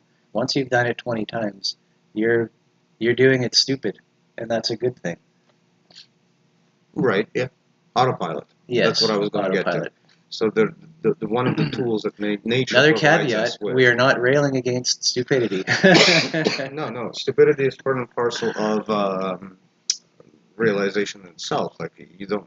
That's like the 20th caveat. This we did more than ever. I think we're getting sensitive. We just hear the bickering going on in our minds. I think. See, I think the thing is that the word stupidity makes much more sense from the membership perspective rather than from the participant perspective. To the member, it makes sense why the spectrum is that of stupidity. To the participant, Yes, they might feel like they're being called stupid, of course. Yes. right? So those are two different contexts in which to understand that. Yes. So stupidity does not refer to the feeling of being stupid. It's a realization one has about something Hmm. being a spectrum, and it's a very abstract something. It's not. It's not like you said with autism where you just like don't have a choice. It's more of a nobody can blame you for not knowing or seeing it. It's kind of like Right. it's a there's lots of reflection to Yes. do to get there. Yep. And this comes back to that idea of membership, of uh, reborn, rebirth, being reborn. And the thing about this is that when you do have that realization, the word that you want to be using is most likely going to be stupidity. Yeah. So Because you will you won't feel blame like us at you've been that point. stupefied by everything that you've been blocked by, Yeah. slowed. Yeah. It's wild. Yes, through the stupefaction process, the ego has taken the whole picture up, taken up the Right. entire window. So, so stupidity is not what you are. Stupidity is something that's been done to you. Happening to you. Done to you. Not happening. It was been done to you. And we're not talking about a specific aggressor, like with the conspiracy theory. Done and happening. Like it's the systemic soundbite collusion of everyone's activity that creates the Hmm. perpetrator. Like any new wave of, say, news or a meme, that the news will come at you in a way that if it's a big news item, everyone has their opinion and it's all coming sound bites coming at you. It's stupefying, and it's something that happens on it regularly. It's not something that Well, only happened in the past. I don't like using the news because for the most part, nobody else watching that television has the context to actually solidify the picture. So everybody's Exactly. ignorant. It's already so disconnected. That's what I mean. It's a wave of stupefaction. Like we have it constantly happening. That's what I'm trying to say. Right. So stupefaction comes through the elements of moral outrage for the morality side, Yes. and It either looks like arguing distilling reality arguing on the over road. what's good or bad, or arguing over what's real or not real. Exactly. If it comes in And that form, it's stupefying this because is it a just keeps you in an stupefy. argument and it doesn't give you any outs. There's no outs. There's just the argument and that's it. Right.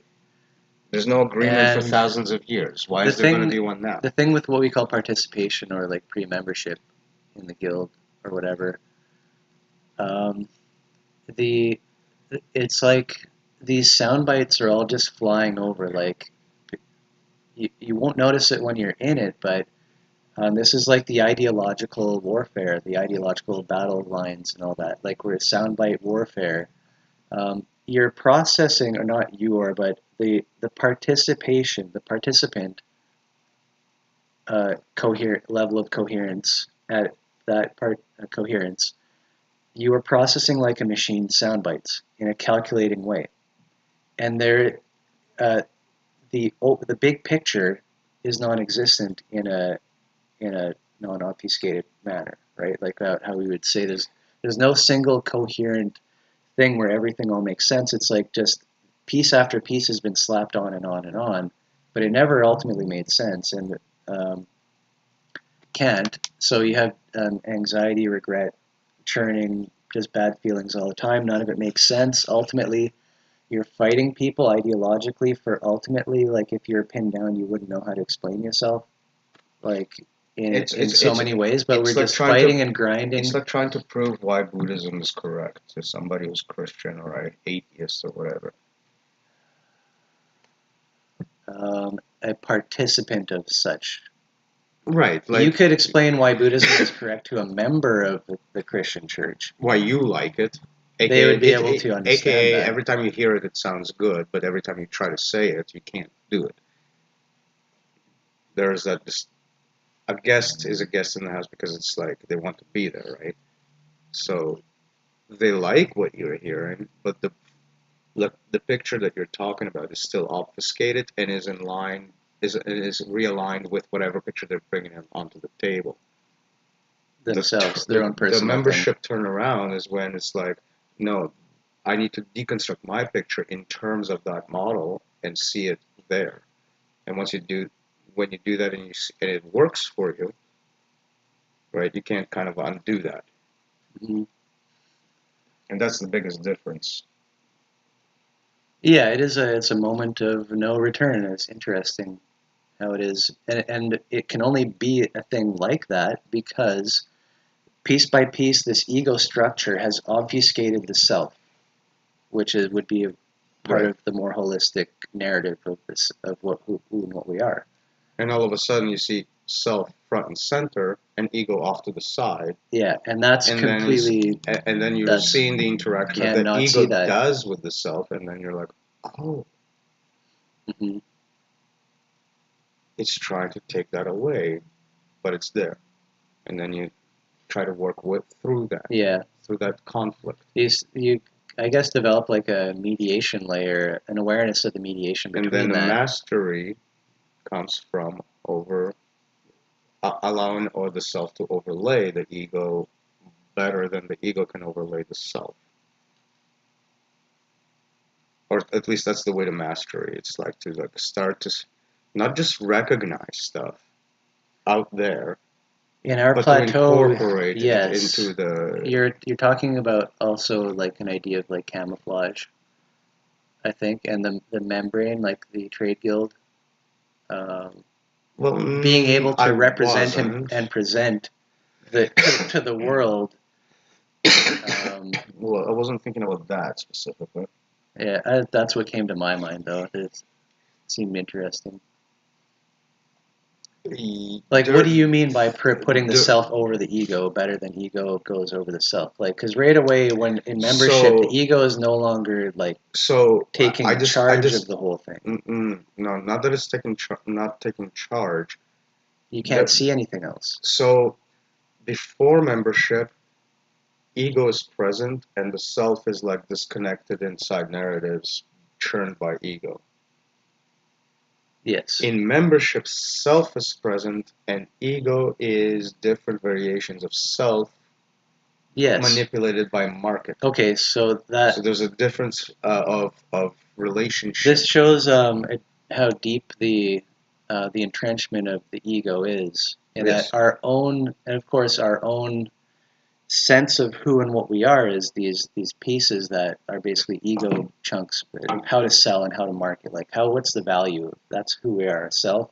There's some value to it in terms Mhm. of ego. Yeah. Like I have a digestive system so that I can go to eat my breakfast and go to work. Sure. That's why my digestive system works. That's what it's no. That's what it's That's what it's for. for, yeah, right. Yeah. No. But in this Like that case, kind of justification. So that's the entrenchment. That's the absolute entrenchment. You right. don't see the self at all. So that's guessed. With participant, you start seeing glimpses of a self, and that gives you kind of like a hook. There's something. Remember, I will say Of that there's course, something good here. I don't quite yes, know how to frame it or why it's framed this way or whatever, but still, but there's something that's I'm picking up that I just can't but qualify. this relationship we just talked about doesn't change. No, It's just that something has piqued the interest right. to show that, well, maybe my And idea of self is not what it is. and the participation illuminates self here, self there, self there, self there, self there, until such a time comes where all of these things come into a perfect storm, coalesce into this from disconnected pieces and stories into a story about the self finally. And that is the Right. flip side. Aside from And just what all the of a sudden market now, sees. instead of seeing self through ego, you're seeing ego through self, which This, gives I you don't the think we've ever got to this which point, but which gives you the window to start to master that relationship. So like, the so the membership is the platform on which you start to see that and master it. And the mastery is when the ego becomes marginalized by the self entirely of course, we've come across this narrative, this point, many times, in different ways. but I don't think we framed it exactly like that before, No, we didn't. where the major shift is seeing the um, self in terms of ego, where you begin with, but then later on to see the ego as actually something to be seen in terms of self, because one is more fundamental than the other. Right, because if you remember the way we built up the model, The self is more out fundamental than the ego. It emergently, is. It just ego is. built out of by colonizing the self. So what we're doing is we're reversing that Right. colonization, and we're saying no, the native quote unquote self is the actual state, is the corp, is the fiat, Did you is just the compare machine. yourself to a native? How dare you? Native as in to myself, not alien to myself. Yeah, yeah.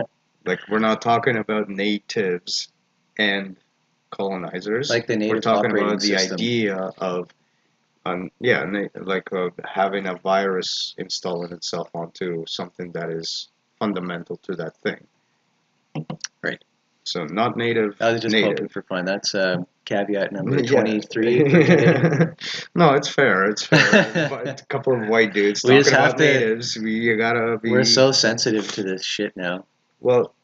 Yeah, like quantifier is not the fact that we are actually friends with, which is like a red flag right I there. never would even bring. Can you I just never end imagine? up bringing those things up. I I never can say say them. this because I'm friends with. Can you imagine? Yeah. I just. I for some reason like it's kind of like the victim Yeah, mentality, right? I think it plays into that. Yeah, yeah, To yeah. to say, oh, Invalidating the victim almost because if you think about it, the victim mentality is attributed to right. Yeah, the it's other person, and becomes a then you literal become like the becomes a literal friend. token in this case. Yeah, it's pathetic. Right. So, just so we're clear, that was pathetic. I have black friends. I can't be racist. No, in this case, what you say is, well, I forget the comedian that did this bit, but it was kind of funny. He's basically like, there's only two kinds of people I hate: racists and Norwegians. Yeah. And then like the crowd does the whole laughing, kind of like almost groaning bit, and it's like, it's okay, I can say this joke. I have a Some of Norwegian friend. no, some of my best friends are racists. Yeah. Okay. Wow. It was a pretty nice twist. This isn't used as That justification was for like anything. ultimate turnaround there. That was quite a build up and a complete turnaround. It's a comedian. What are you gonna do? Well, jokes have Yeah, always served that exact purpose to and you got to know the disposition of the bring comedian out from the unconscious the repressed. jokes are the repressed grievances we have marginalized into entertainment. The only reason comedians are allowed to make the commentary that they do make about society is because they're doing it in a setting where people are there only for entertainment purposes, are going to get drunk, Yeah. go home and forget all about it Yeah, when yeah, they yeah.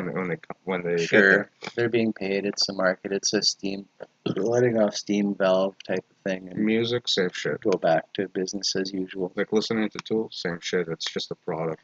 So like you'll have like George Carlin.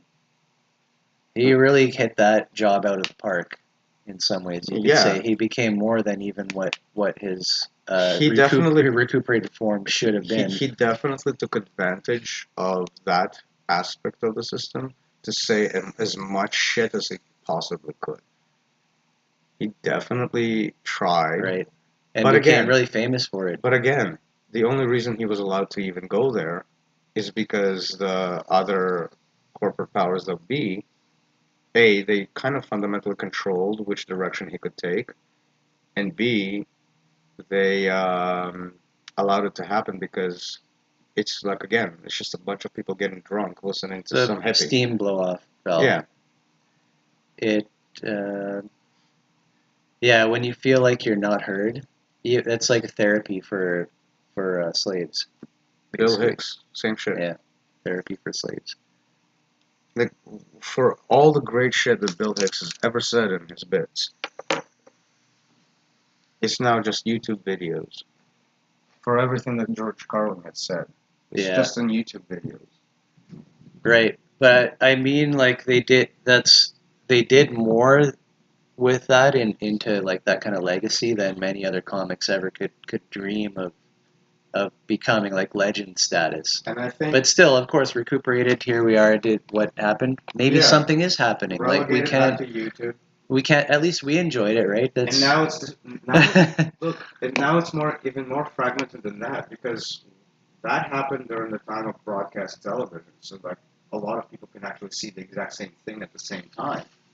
Yeah. Now that is not a reality. Yeah, that doesn't come up in the feeds. Simply. You can watch anything you want whenever you want. You're even more disconnected from the ongoing conversation, if there were one. Yeah. Than there. Yeah, I've thought about that. Dissynchronized. Yep. This was identified probably decades ago. Oh yeah. Oh, that it's identified in like our work environment because it's fucking up our it's way of synchronizing. divide and conquer in some ways. And if you remember the very last Siloing everybody in their own bubble. Do you remember what the last plateau was, which was post everything? Hijack reality?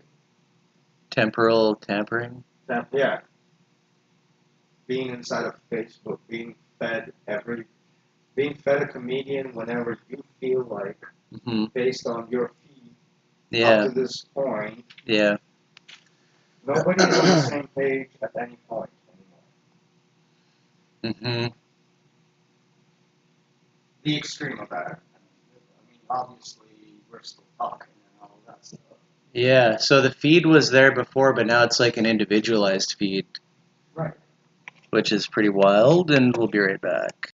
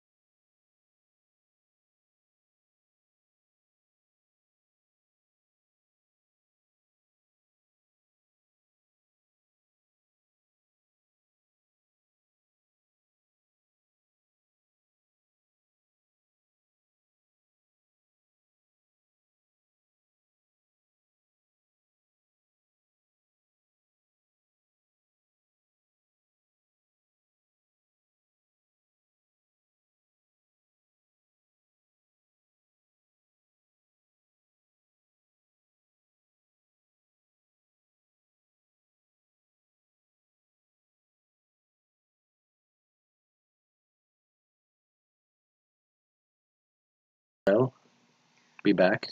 Yeah, so like you can maintain a silence of a hunt by and train youngins by like having them observe somebody of skill Yeah, of closely similar. pairing a either elder or seasoned hunter. Right, and then instead of like berating them or anything like that over the mistakes, it's just simply like, oh, watch for this. Like give them another clue to what else to pay attention Yeah, to, so that they catch on as to what to do next. sure.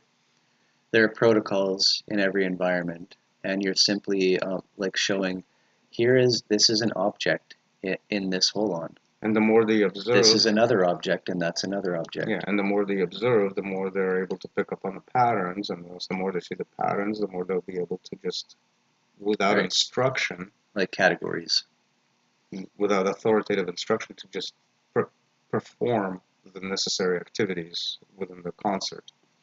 Mm-hmm. Oh yeah. Oh yes. Getting dark to see. Yep, so the axiological conspiracy. Is the one that takes the self from you. Yeah, I like this arc. It's more tangible. Conspiracy to hide the self. It's actually, it feels more tangible because it's like you lose yourself to the forces of the environment. Conspiracy to project the self as from a perspective of ego. A number on a piece of paper, your social insurance number, your passport number, your credit card number, your this number, your this number, your this number. Mm-hmm. You exist only in paper, just like like as a single number on a database, a reference point. To do what with? Transact. What else can a number be involved in? I like this because people think about ego, or have heard the word, or have known like terms like either selfish is related to egocentric. People would know the term egocentric. There's egoist. There's kind of a negative, egoist, sure, negative connotations there, like all around. But yeah, this conspiracy to, what would it be? It's not only a description, it's the environment itself is... The conspiracy is to hide the self. Only present ego. Which needs the self to be sustained, but it's like... It sounds simple, like it would be great, that's simple, but it sounds weird too. It is... Conspiracy to hide the self. Yeah, for sure. It just sounds weird. Look, no, dude.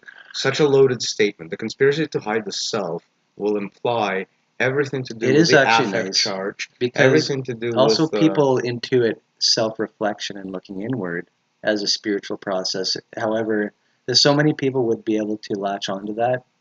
The conspiracy to hide the self. The true self, we wouldn't say that, but it would be a capital T if it was the true self. The conspiracy to hide the true self. We don't have a distinction between the true self and the not true self, because the not true self is just ego. It's the self sold to you. Yes. It's the number you're given. It's the tattoo on your fucking forearm. I don't see the problem with the distinction yet. I don't think you've made your argument. Why self can't be true self? Because people will know the word true self. I'm getting into like new age terminology, the true self. Like people will latch onto this kind of stuff. I'm just saying, models speak wise. We've never introduced a dichotomy between a true self and a false self. We've introduced the nomenclature of self and the nomenclature of ego. And ego would be the thing that would refer to everything that you were talking about, the not true self, which is fair. It is what it amounts to. I just never used that language before. Yeah, at least there's that connection. It amounts to a new age feeling term. But yeah, so the untrue self is ego, and the true self is self in our parlance. If we were to connect those terms and use them. Or you can use alien or colonized. But we're developing a soundbite here, which is to describe the conspiracy, the axiological conspiracy.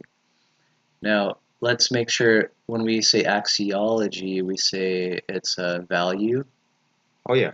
The meaning of value.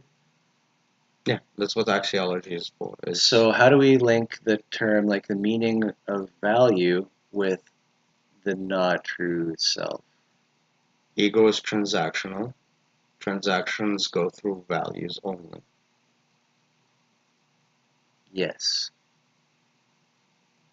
So it's churning the self through axiology.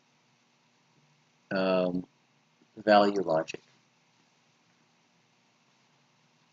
Automated value logic is what the ego does. This is the conspiracy to hide non-automated value logic judgments From the narratives. from the narrative that we experience. The plethora of Is that, narratives. you following? Yeah. This We is doing exactly good? it. That's exactly it. Can you recap? It'll sound better in your words. So, thank you.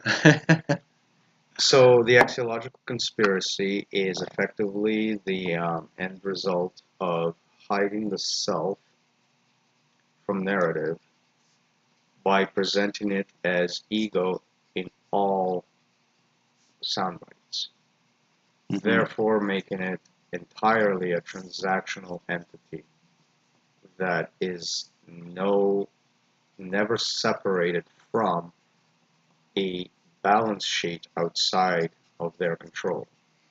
Mm-hmm.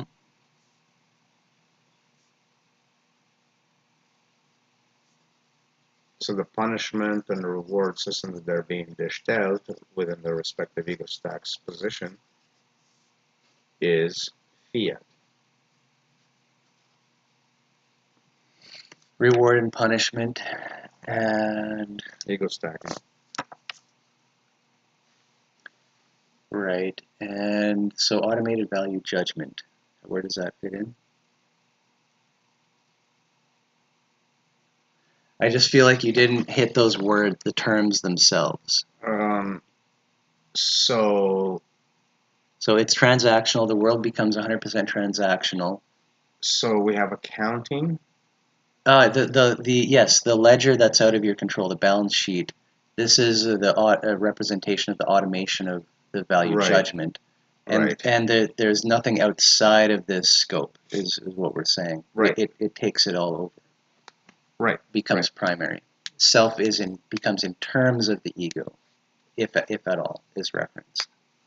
It's not. And this is why it tries to be in little ways. If it is, it's for entertainment purposes. Oh, you belong to this religion. Again, another category. Like people have thoughts of self, so it just has to be all recuperated in terms of ego, basically. If you're a Christian, you should make your tithes. Yeah, so this again, I'm getting that feeling like this is a powerful, like visceral, experiential description of a flipping of that, where instead of the self is in terms of the ego is presumed to be all that exists, the world at large, and suddenly it's the ego which is being interpreted in terms of the self as being the all-encompassing thing. This, what we're saying, is a more correct alignment with the fundamentals of how they stack.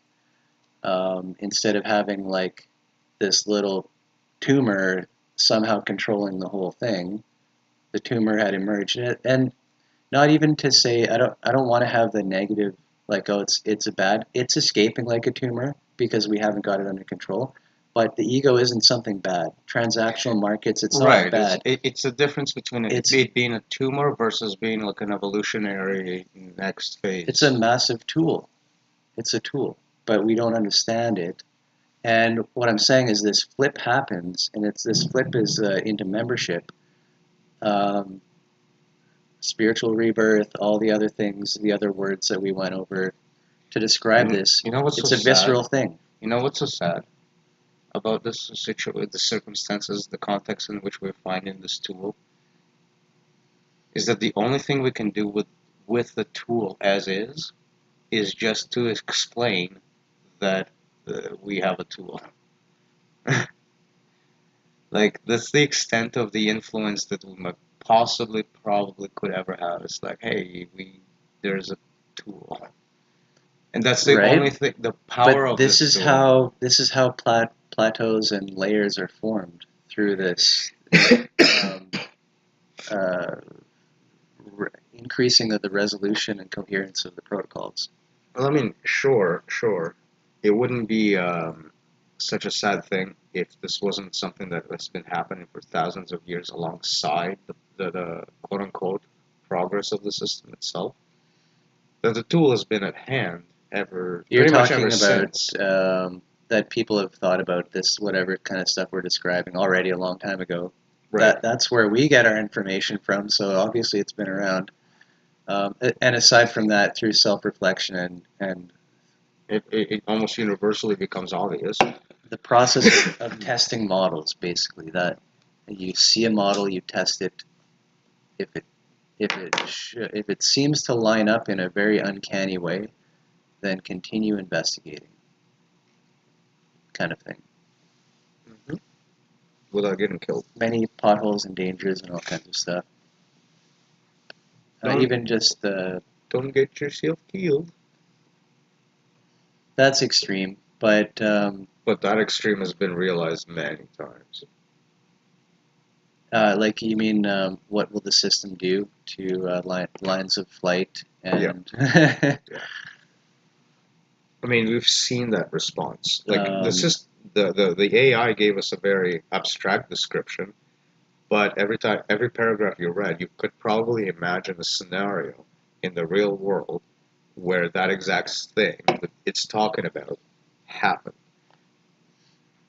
Like none of those examples that it gave us oh yeah, were surprising. no, not at all. It's what was caught me off guard was how it just kept going and going with the different number of different ways that the system will can fuck actually, you. if you'd even try. How it will respond. Yeah, and the query was what does the concept of a site of life imply for in the practical sense, right? Mm-hmm. So that was our first query, and then we asked it, okay, how would a system in which that enforces such things would respond to that practical advice if you were to take it seriously? Yeah, And we didn't basically, even it say would. like how would it punish, how would it stop this. We just said It, what's the response. and basically, it told us it would fucking crush it. In Like it just 10 like it would different just ways to like crush it. just destroy the fucking thing. And only maybe if there's a certain The threshold final 10th thing was is like reached, perhaps the system might just decay in response because it can't if nothing else works. if it can't subdue the fucking thing. Yo. That was entertaining Yeah. in the worst possible way. Yeah. We should do that more. Explore. I like GPT exploration. So you see why it's a tall order. It's more of a study period. It's kind of like sucks to be hunched over, looking and reading and da da da. You know, it's better to discuss, converse. Yeah. Right. The problem with conversation is its permanency. Right. What do you mean? We're streaming. We recording. Yeah, but how often do you re-listen? I generally don't. No. I haven't even been transcribing lately, which I got to get back on that. It's just been such a pain in the ass for how you have to do it. Mm. Maybe I can find a better way, but I I put that at a high priority to catch up with transcription because I want a whole like volume. Like we're past 1 million words. We're probably 1 million and I'm so shiny. less than 1.5 million I'm shiny. on the screen. Yeah. Oh, yeah. That There are shiny spots. I'll show you shiny.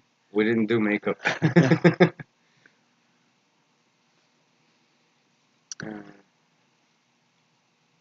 Yeah. What were we talking about again? How fucked we are. Yes. How deep up the asshole it all really is. At least it's enjoyable to talk about it. Maybe the way outside the asshole. There is some pleasure to be taken on the way out. The lines of flight, they call it. What's funny about that metaphor is that every step you take And the other was a body to, without organs. to the outside of the asshole is like you're still stuck in a shit pit. Like until you're completely out of the asshole. Yeah, there's, of course, I'm just saying, but the like the duality metaphor of it. is working well because it doesn't matter how many steps you're taking outside, so long as you're still inside, you're still in the same pit. The shitnado, the hyperdimensional shitnado.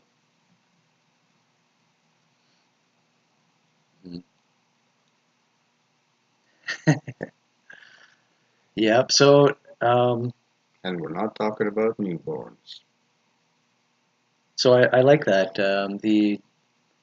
Crusty old man shit. The axiological conspiracy that we had kind of Sorry. laid it out. Sorry. I don't know, crusty men, shit, assholes, babies, whatever. I have no idea what's going on anymore. But The reference was to newborns, breastfed, whatever, straight out of nature. Shit don't stink as bad. You get a crusty old man okay, yeah. with Oh, that's an apt metaphor. As we age, with a our shit rotten definitely, digesting system. everything stinks more as you get older. And the shitstorm that we're talking about isn't made out of No, it's a neurochemical phenomenon. the natural stuff, if you will. It's made out of the crusty old man. The more, much more advanced. Much more potent Advanced. of investment into our future, if you will. Yep. Well, people crest as they age typically, but that's not inevitable, right? No. The point isn't to actually make light of aging Yeah. as much as to Well, illuminate the metaphor illuminate the is quality of the crap that we're actually talking about. the metaphor. It's relates to ideology. Our civilization is entrenched, right? It's as entrenched as it can be into this world of ours. So it's as old as fuck. So the shit that it's spewing is getting worse and worse and worse and worse. And if you'd like a more concrete example, go from warfare before the end of the last century to the new one, to the last one. The industrial warfare machine and all of that stuff. The shit pile, if you will, or essentially the body pile. Hold on. We can't say that the industrial warfare was recent. This was the dawn of civilization thing, because you had the warrior class. That's one of the first skills, the first jobs. No. My point is that as industry is progressing, the outcome of the war itself is that much worse. Sure. As in, as civilization ages, the output is interesting. Yeah. so much more horrible to you've just tried to the senses. Connect this metaphor of the individual aging and becoming shittier with the civilizational body, the body of civilization Becoming a crusted old man. Becoming older and shittier. Yep. With the worst digestive tract than ever. We've talked about the plateaus of commodification of life. I guess that would be the full title. Right, and we're on the last one before the entire temporal tunneling. But we're just before that. That's the threshold that's coming next. The temporal tampering. Yeah, and we're I think was how he put it. Temporal tampering, and then even you and I are both like neck deep in it right now. The only saving grace, if you will, is that we can observe it before Sure, anybody and call can. it out before it's We all, yes, taken over. yeah. And this is kind of like, I'm sure many people must have done this kind of analysis, but it's the final one, um, because once your time is commodified, restricted, regimented, you don't choose what you're doing next. That's the last thing to be commodified. There's nothing left of your soul is complete at that point in theory of what we call the soul as a negative sort of entity of lack. It's complete and it's theoretically like the only theoretically possible, probably not possible, because to Here's be how to put think. under that, people would just Here, freak out if here's that how to shit think of comes. soul. Self and ego. Soul is whatever ego takes from self. But then That's the lack. you can slip into it as well. So here's an example. Not even a week ago, I was like, maybe a week. I'm sick of YouTube Shorts. You know what I mean? Like you go on YouTube, hey, let's go on the computer and check things out, or browse Reddit, do this website, that. But YouTube Shorts, you just kind of like one after another, and that's an example of a feed telling you what to do. You hook up to the I don't service. do that, so Yeah, I lack that I experience. have certain vulnerabilities, cognitive or mental, in You're which I can get TikTok's sucked prime. into You're that. TikTok's prime I target. Then Yeah, I don't have TikTok though. I never did. don't. Never went there. But Just don't. this is the same idea. I was like, I'm thinking literally. I'm clicking the next video, but I'm not. None of this fucking is enjoyable at all. Like, you click next to get the dopamine hit of the what's new, novelty hit, right? But you're not. It's not feeling like you're not even getting back to baseline. Like you're so dopamine overexposed or whatever. Like your receptors start dulling out and stuff. Like if you just get into it, and as far as I guess, um, but it's like going to the next video isn't helping, and I'm feeling like shit, right? I think Just I've in a heard. depressive I cycle. think I've heard a lot of And I was the like, that's it. I swear it off. I'm done with this. And and like, I just didn't. No so more. I'm not. No browsing YouTube. I'm not browsing YouTube. you know what I hear a lot of the similar, other than like the This is an conspiratorial. example of temporal tampering, though, of where that level is, where you're just in a feed zone and you're completely off. You're offline, like you're In most gone. places, when I read about that effect, you know where it comes from? Pornography. Sure. Like for a lot of people, Yep. what you just Yeah. described is how No, they. it's an exact similar type of thing. I wonder why. I'm not wondering why. Yeah. Well, It's the yeah. same thing. Like that's like if you think of Seeking everything, dopamine if hits. you think about everything you said about like just trying to like find the fix for whatever next video you're into, Yeah. The and novelty. Yeah. they're all like repetitive and they're all like this and Yeah. then yeah, Getting bored you're of porn, or you have to like start doing more extreme shit or tentacles and like gas powered ass dildos and what have you oh. been reading? Not that I would know anything about that. Great, great Max.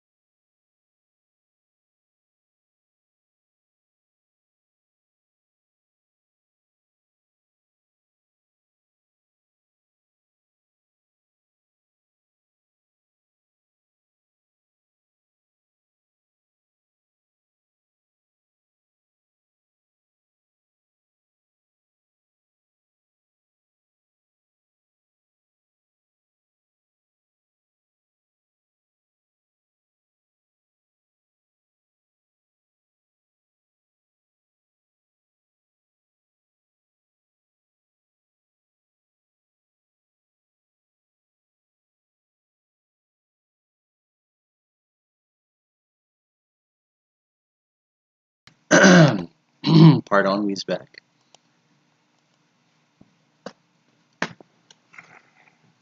So yeah, the final stages of commodification of life.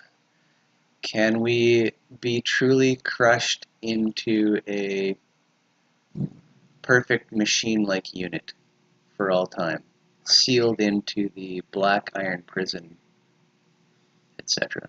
All signs point to no. Yeah. How do you?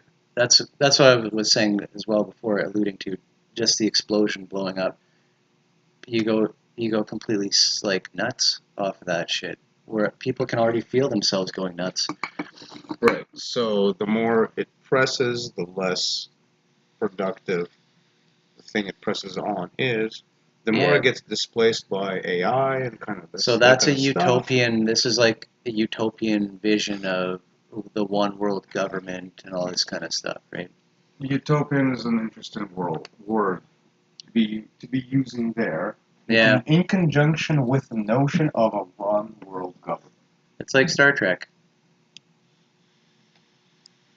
So the beginnings of Star Trek Right. don't really have a If you present. don't mind, I think I'm out here. Thank you. The beginning, if you remember TNG and Kirk and all that, the Star Trek world they lived in gave a lot of lip service to there being an entity called the Federation, right? But what you've never seen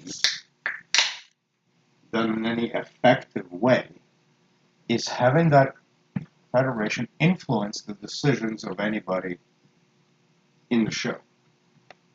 There's some intersection. Like the commands came down from. Well, they have like the head admirals, and like Yeah. Earth is kind of idealized as like this Some abstract place notion, of, yeah. like, And then were free to do whatever the fuck they wanted. And then they get to make their moral choices because they had the resources to do so. Hmm. There's a lot of precuperation in Yeah, the yeah. actual portrayal of This this. brings up an interesting notion that the idea of like a one world government, as posited or seen through like basically That lens? through the colony, the dictator. Um, this is a theoretical Utopia. thing, theoretical utopia. Um, but when you when you in when you don't stack egos, there still is a way of having that emergent governance, Check this out. connectability or whatever it is at a global scale, even though it's an emergent thing. I'm just saying there's two ways that can go. And there's no show out there that portrays the other way. If there is a secondary way, there's no portrayal of that whatsoever. Right, it's all authoritarian. And It's implied at and least it's also presumptuous to say that there's only two ways. controlled at the barrel of the gun. The other thing that you'll notice with Star Trek is that they have this qualification with like lower tier worlds and higher tier worlds. Like for example, they have this Warp speed. No, the Prime Directive. Yeah, if you haven't achieved warp speed with your species, then you're considered like a lower, not to be touched. Just don't leave them alone. But if they have achieved warp speed, then you can like communicate. That was just one example. Who's drawing the borders? What border? Who is low warp speed? Who is high warp speed? Who's drawing just the if map? you detect a warp signature. No. Who's drawing the map? The Federation is drawing the map. Yeah. So should a civilization reach warp state, what map are they subjected to? That pre-established map. Sure. So there is no room for self-development. You're at the mercy of the Galactic Federation. Do you see the reversal there? Even if it's unintended, it's there. there is a presumed subordination Mhm. to newly warp Yeah, planets conform in to our this mythology. Yes. conform to our way of doing things. It's kind of presumed. Yes. There could be, let's call them competitors to the Federation who don't see themselves as under the banner flying that flag, but still maybe But doing that's the not same even the thing. point I'm making. That's We have not to even. just hold it longer. It's kind of, the battery's dying a bit. The point is you're being subject to basically colonizing force, presumably coming under The a banner. moment you're stepping out, it's not. The moment you step out of the rules and regulations of the pre-established galactic empire, Right? you're already subject to debt. So with all the pretense for, unification and blah blah blah blah blah, Uh-huh. Subject to debt, did you say? of course, obey by these govern. You are a freshly emergent civilization out into space, and you're encountering a galactic empire. Yeah. Check that shit out. Le Galactique. Huh. I think I just need. You have to replace these, like the bowl thing. I think my other one died too. I think so. Is what it is. But yeah, the idea of a colony, just extending the colony. Do we like colonies? Do we like No, colonizing things? all I'm saying is that Star Trek is also missing the mark. Like model-wise, it's missing the mark by a gigantic margin. Okay, just give the scenario. What should they be doing? No, How would you portray it? that's the wrong idea. How would you portray it as a show? That's what I mean. Like some religious sect? No. This isn't. There's no possible way to change the show. I'm not saying that's a thing that you can do and make it make sense. Um, what I'm saying is that Star Trek, beneath all of its egalitarian approaches to expansion of colonization, it isn't egalitarian. The moment any one of these colonies builds up into its own force, if you will, it's going to be subjected to the fiat pushing from above, the galactic empire established, or empires, whatever their coalition presents to that world. Mhm. So there isn't. Well, isn't So the whole first contact thing and first prime directives thing is entirely like. but there's a problem here, and it's that we've already, having gone through all of these plateaus, we can't go back, so we have to incorporate them. So things have to end up looking certain ways. You're just saying that the model isn't actively inserted enough into all the contexts of their encounters and everything. Other than you can't just, I think, criticize that there is a galactic order or a structure of some sort, Yes, I can. which is connecting. Yes, I can. In the same way we can criticize a global government, in the same way we can criticize a nation, in the same way we can criticize a city. If it doesn't handle its locality properly, it's not legitimate. In In a in the sense. sense of that, anytime you categorize something, it isn't that. So even to say, "Oh, this is the city of Barrie," like, what do you mean? What does that even get you? Like, am I the city Like, of Barrie? which part of it? What are you doing? Like, it's all, there's never, this is an idealized thing. So yes, galactic order as an ideal. Um, but you're always going to have, category, because of, like, erasure of self. um, This is what you can see even in that circumstance of the erasure of the self. the guest always reifies whole bunch of things, no matter what. There'll always be guests everywhere. So we're always going to have ideas like, well, this is one city, okay? Because there are guests who they're not thinking in the terms of deconstruction, right? It's just a part of our society that we have to communicate that way. And this is the going through that we can't go back, but we have to go through. We accommodate and accommodate. I'm just saying that the Star Trek ideal is a false ideal. But It's a false ideal because it winds up being the same thing. You're still colonizing. yes, no, yeah, yeah. I think you're totally right. And if you look at like the scale of the battles, like the battles that have happened, It's all about like spreading the Federation. yeah, that's the spirit of democracy that's infused into And if you find somebody who's spirit not of democratic, you spreading change them. spreading democracy. Yes, it's a joke at this point already. Yeah. It's like saying, what's your system for handling pedophiles? Oh, you don't have one? Okay, we gotta fix that for you. Hmm. Meanwhile, you do have a system of dealing with people that do stupid shit.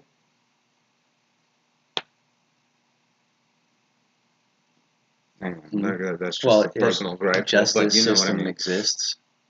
Yeah, This is a part of there's no perfect answer to systemic this is problems. another aspect of it is transition and all that, and like also what exists. So anytime you introduce new modeling, things change. This is a progress, in a way. Things progressing. New model. Um, I don't even like the idea of there being a new model. This is not a new model. no, but from the perspective of the individual, a model they hadn't encountered. Yeah, yeah. Yeah, I forget where I was going with that, but it seemed epic. It's a Star Trek. All we did is just say that Jim Roddenberry had the wrong idea, which is a bold statement. No, I think it's based in the times where it was created. A lot of idealisms, and there was space race going on, and like also uh, Cold War, The ramification of actually which Cold War seems like exercising it never stopped. It never ended, didn't it? the Cold War became World War III. Yeah, which is fought in Still, terrifying and unknowable battlefields to at this this moment. to this day, yeah.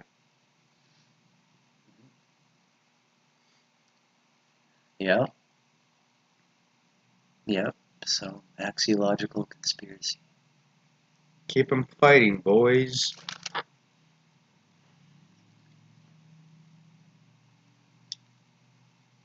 Or keep on fighting, boys.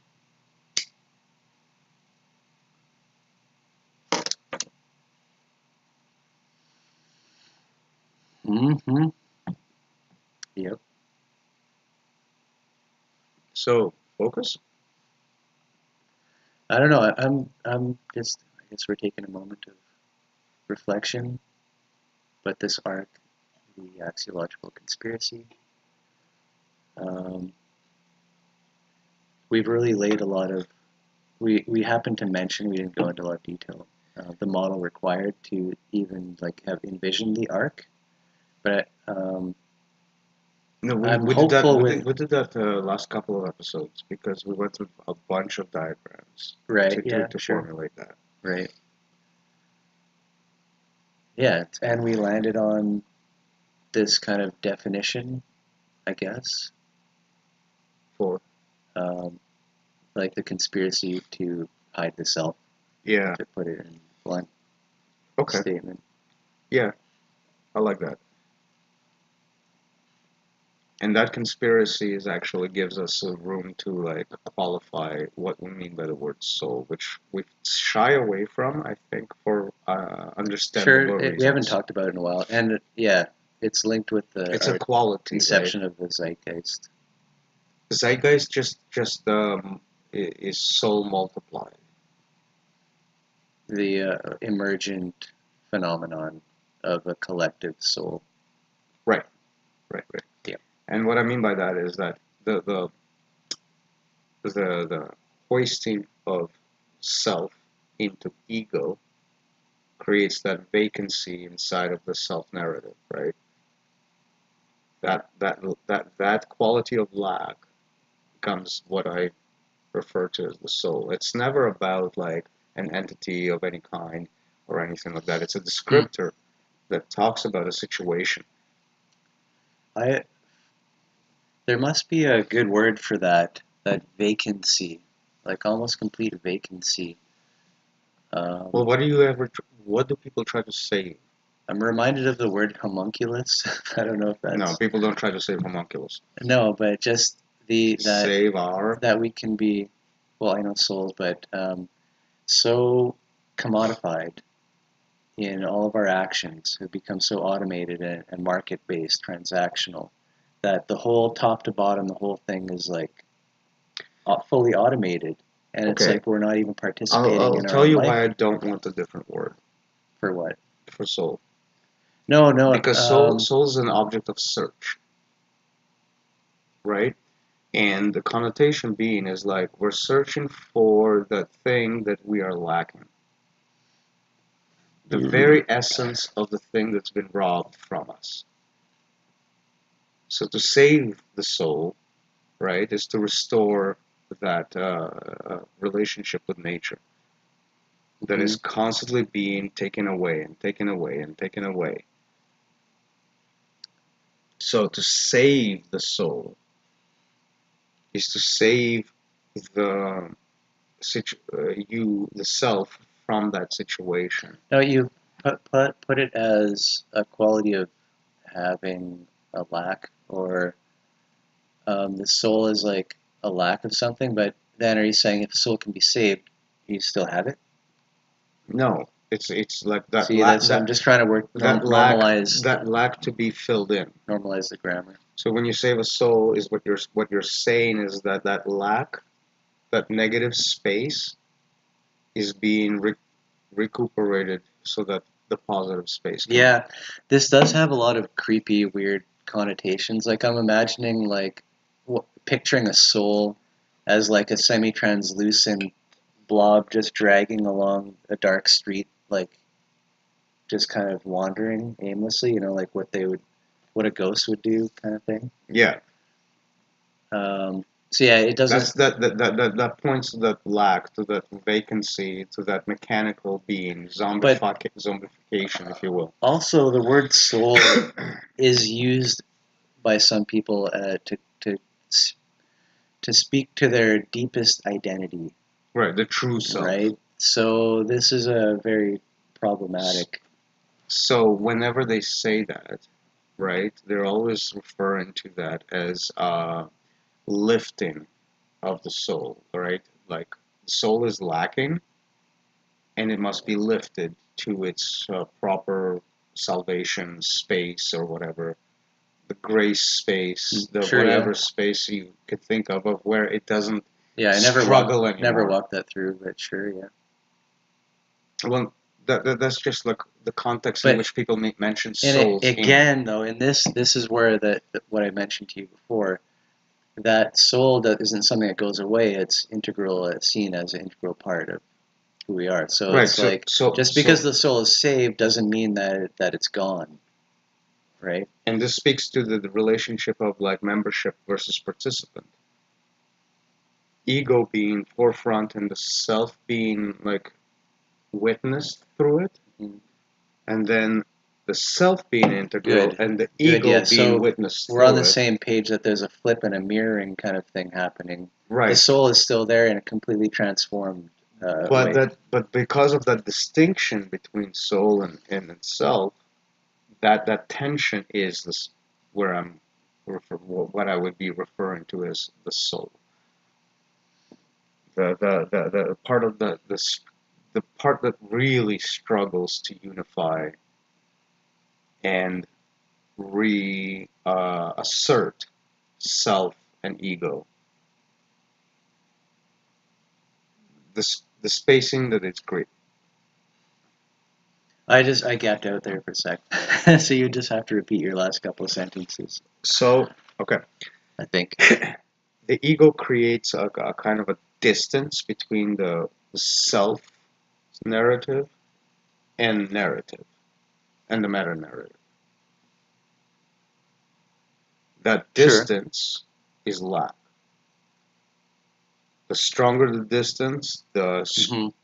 the more quote unquote soul Yeah. we're So dealing you're with. talking about it's an intermediation would be a word. So long as there's that tension between self and ego, and there's a distance between the two of them, that distance is qualified as the object of interest, as a We're focus, just as the saying it's soul. the soul, but It's the difference between self and ego.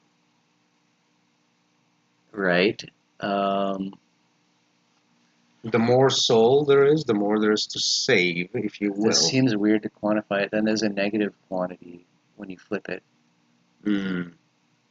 It feels weird to quantify it, like as an amount. The way I've seen it is in terms of thresholds and nullification. So when you reach a certain threshold, it gets nullified, and there is no distinction between self, soul, zeitgeist. That's Yes. that sort of Okay, thinking. so the problem here is you're talking about like soul crust or something, and to like connect everything together with different viewpoints where the soul still exists even if it's saved. That's what I'm trying to get to. The soul still exists. The crust is gone. So the soul crust on the soul. We've been describing this as the size of the soul, but I don't like quantifying it as this Yeah, to it's be a bit big. weird It like gets that. smaller and then disappears, and then what? Like It's like the quality of being heavy versus light. You know, there's a quantification. yes, Like, I yes, you can have a kilogram measurement or something, but for emotions, you can't. It's kind of playing it loose with concepts for sure. I wonder if there's an aspect of the soul to the ego, but also a soul aspect to the self. That's why I place it as a difference. So if you have self presented We're as pretty much yeah, at the limit for today as well. so so if you have self presented as ego fully, so ego 1, soul self 0, Hmm. right? Like the extreme. Yeah. If you subtract self from ego, you just get ego. Subtract 0 from 1. Hmm. Now, that gap from 0 to 1 is the quote unquote strength or quality of the soul. If you But have like, I'd like to if you think that have all the self, soul is so maximally strengthened when it's saved. It's the strongest it's ever been. that's -1. Well, okay, so fine. 0 ego, 1 self. 0 minus 1, -1. So the spectrum Sure, goes fine. from -1 to 1. Okay, as long as the soul is still there, it just has taken a So now we have a spectrum. We reflected just have a spectrum of like, reflected quality. so what, so soul top, self bottom, more self, less soul. More soul, less self. The difference, sorry, more Mm, ego, less self, more self, less ego. The difference between the two constitutes soul. The size of what you need to save, quote unquote, very quote need to, unquote. like should. You should be saving this. No, like, okay. imagine one-to-one being occupied by self only, right? Soul comes in, it starts pressing from the top. The thing that it removes from self Okay, here let's. is the So size of the soul. the soul can go from. I would like positive. I would like. It seems like it should be. The lack is the negative. What you're missing and hollowed out is the negative. So the soul go from a negative to a positive. Okay, fine. Let's flip that, and then everyone can agree. We can agree. Everyone. We. and I don't we, actually know what it sounds like to other people, to be honest. Just that the I, word soul is deeply personal to a lot of people, and they can identify with it as a thing that you don't just stomp out. It's not just a negative space, a bad thing. You take it from the negative, which is what the ego does to it, into the positive, which is where what the self that's fair. when the self contextualizes it. That's fair psychologically, but mathematically speaking, the only thing I want to envision is a spectrum of you have a bubble of self full. Yeah, I know there's a thing. And then an intrusion of ego happens into that bubble, and then the space that is made vacant by ego to self, that lack of self that is preoccupied by that ego bubble, is the Fine. souled entity. But, so it's correlated to ego one-to-one. soul is correlated to self, I feel like, and where the ego intrudes, the soul is reduced and becomes negative. There's already a soul there relating to the self. Ego intrudes and removes that, thus reducing the number into a negative. Okay. If the self is 0, if you introduce soul into it, it diminishes in its capacity. Right, as the ego excavates areas, The creating more lack. you remove ego from self, the less of a distance it is to 0, the less soul, quote unquote, there is to, quote unquote, save. Yeah, maybe, yeah. So And then correlation between 1 is, and 0 there again. yeah, the which is correlation fine. is the more ego, the more lack, the more soul. The less soul. No, the more lack, the more soul.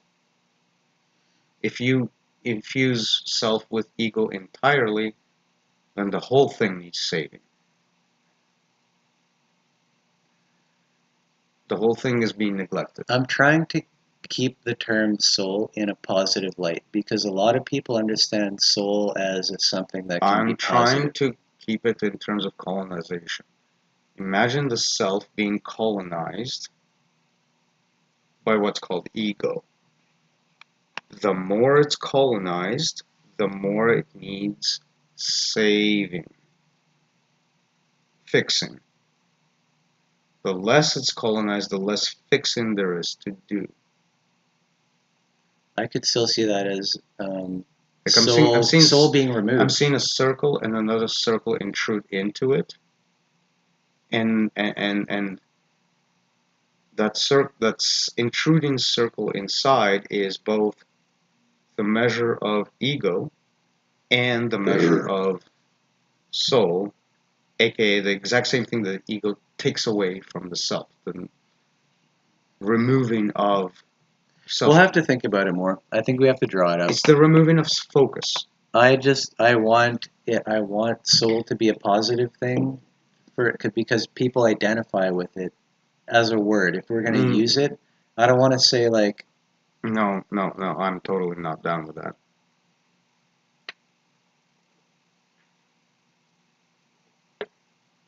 The entire time that I've mentioned soul before has been in the context of I know what the system takes away.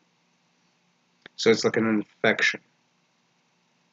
If you remove the infection but don't treat it on the graph, No, we have to come back at this by looking at the self. There is the whole in which the infection took place, missing a part of itself. But this is to say that nobody had souls before the commodification, or they didn't have souls. They were soulless creatures. Doesn't that sound stupid? No, simply because the word never meant to indicate that interaction. This is how it'll be perceived. I'm just saying that. Fair, fair. So the way to handle this is to go back to the same way we're looking at markets. It's not that the gift economy disappeared. It's not that the barter economy disappeared. It's the market subsumed it all and presented those economies as part of itself. So there were hints and whatever. Subsumed through intermediation, through the self-protected one from the whole soul conflict to begin with, and so it was a neutral entity. It became a negative the division entity. of labor and all that just hollows the individual out. It became a negative entity as a compensation, not because it's like itself. What if negative. the soul represented like a full stack of capability along the plateaus? The soul is representing at the individual the scale. very lack that the natural world is supposed to provide. So it's. I want soul to be redeemed. I don't know. We can talk about it later. Yeah, I'm trying to tell you no, you're saying it goes away. I'm trying to it just disappears. It's something created by some shit that happened, and we get rid of it. Get rid of the soul. No. I may have described some shit wrong. The soul is the representation of the natural world trying to get back to its feet. I know. We've been. This is how we've always talked about it. It's already positive, and this is why it's a saving mechanism, not one of like. Yeah. And also, joyous, what I'm trying to do is reify the soul as a thing. So I'm saying you're talking about it as a process. So I'm saying that's fine. So I'm saying it's like part of that same understanding that we currently have, in terms of it's not just my me that's at fault here. I'll concede it doesn't help to pander to stupidity, and no, so it's not. I retract my insistence on anything, and we're going to end it at that point because we got to go. Are we? I'm just saying there's no conflict.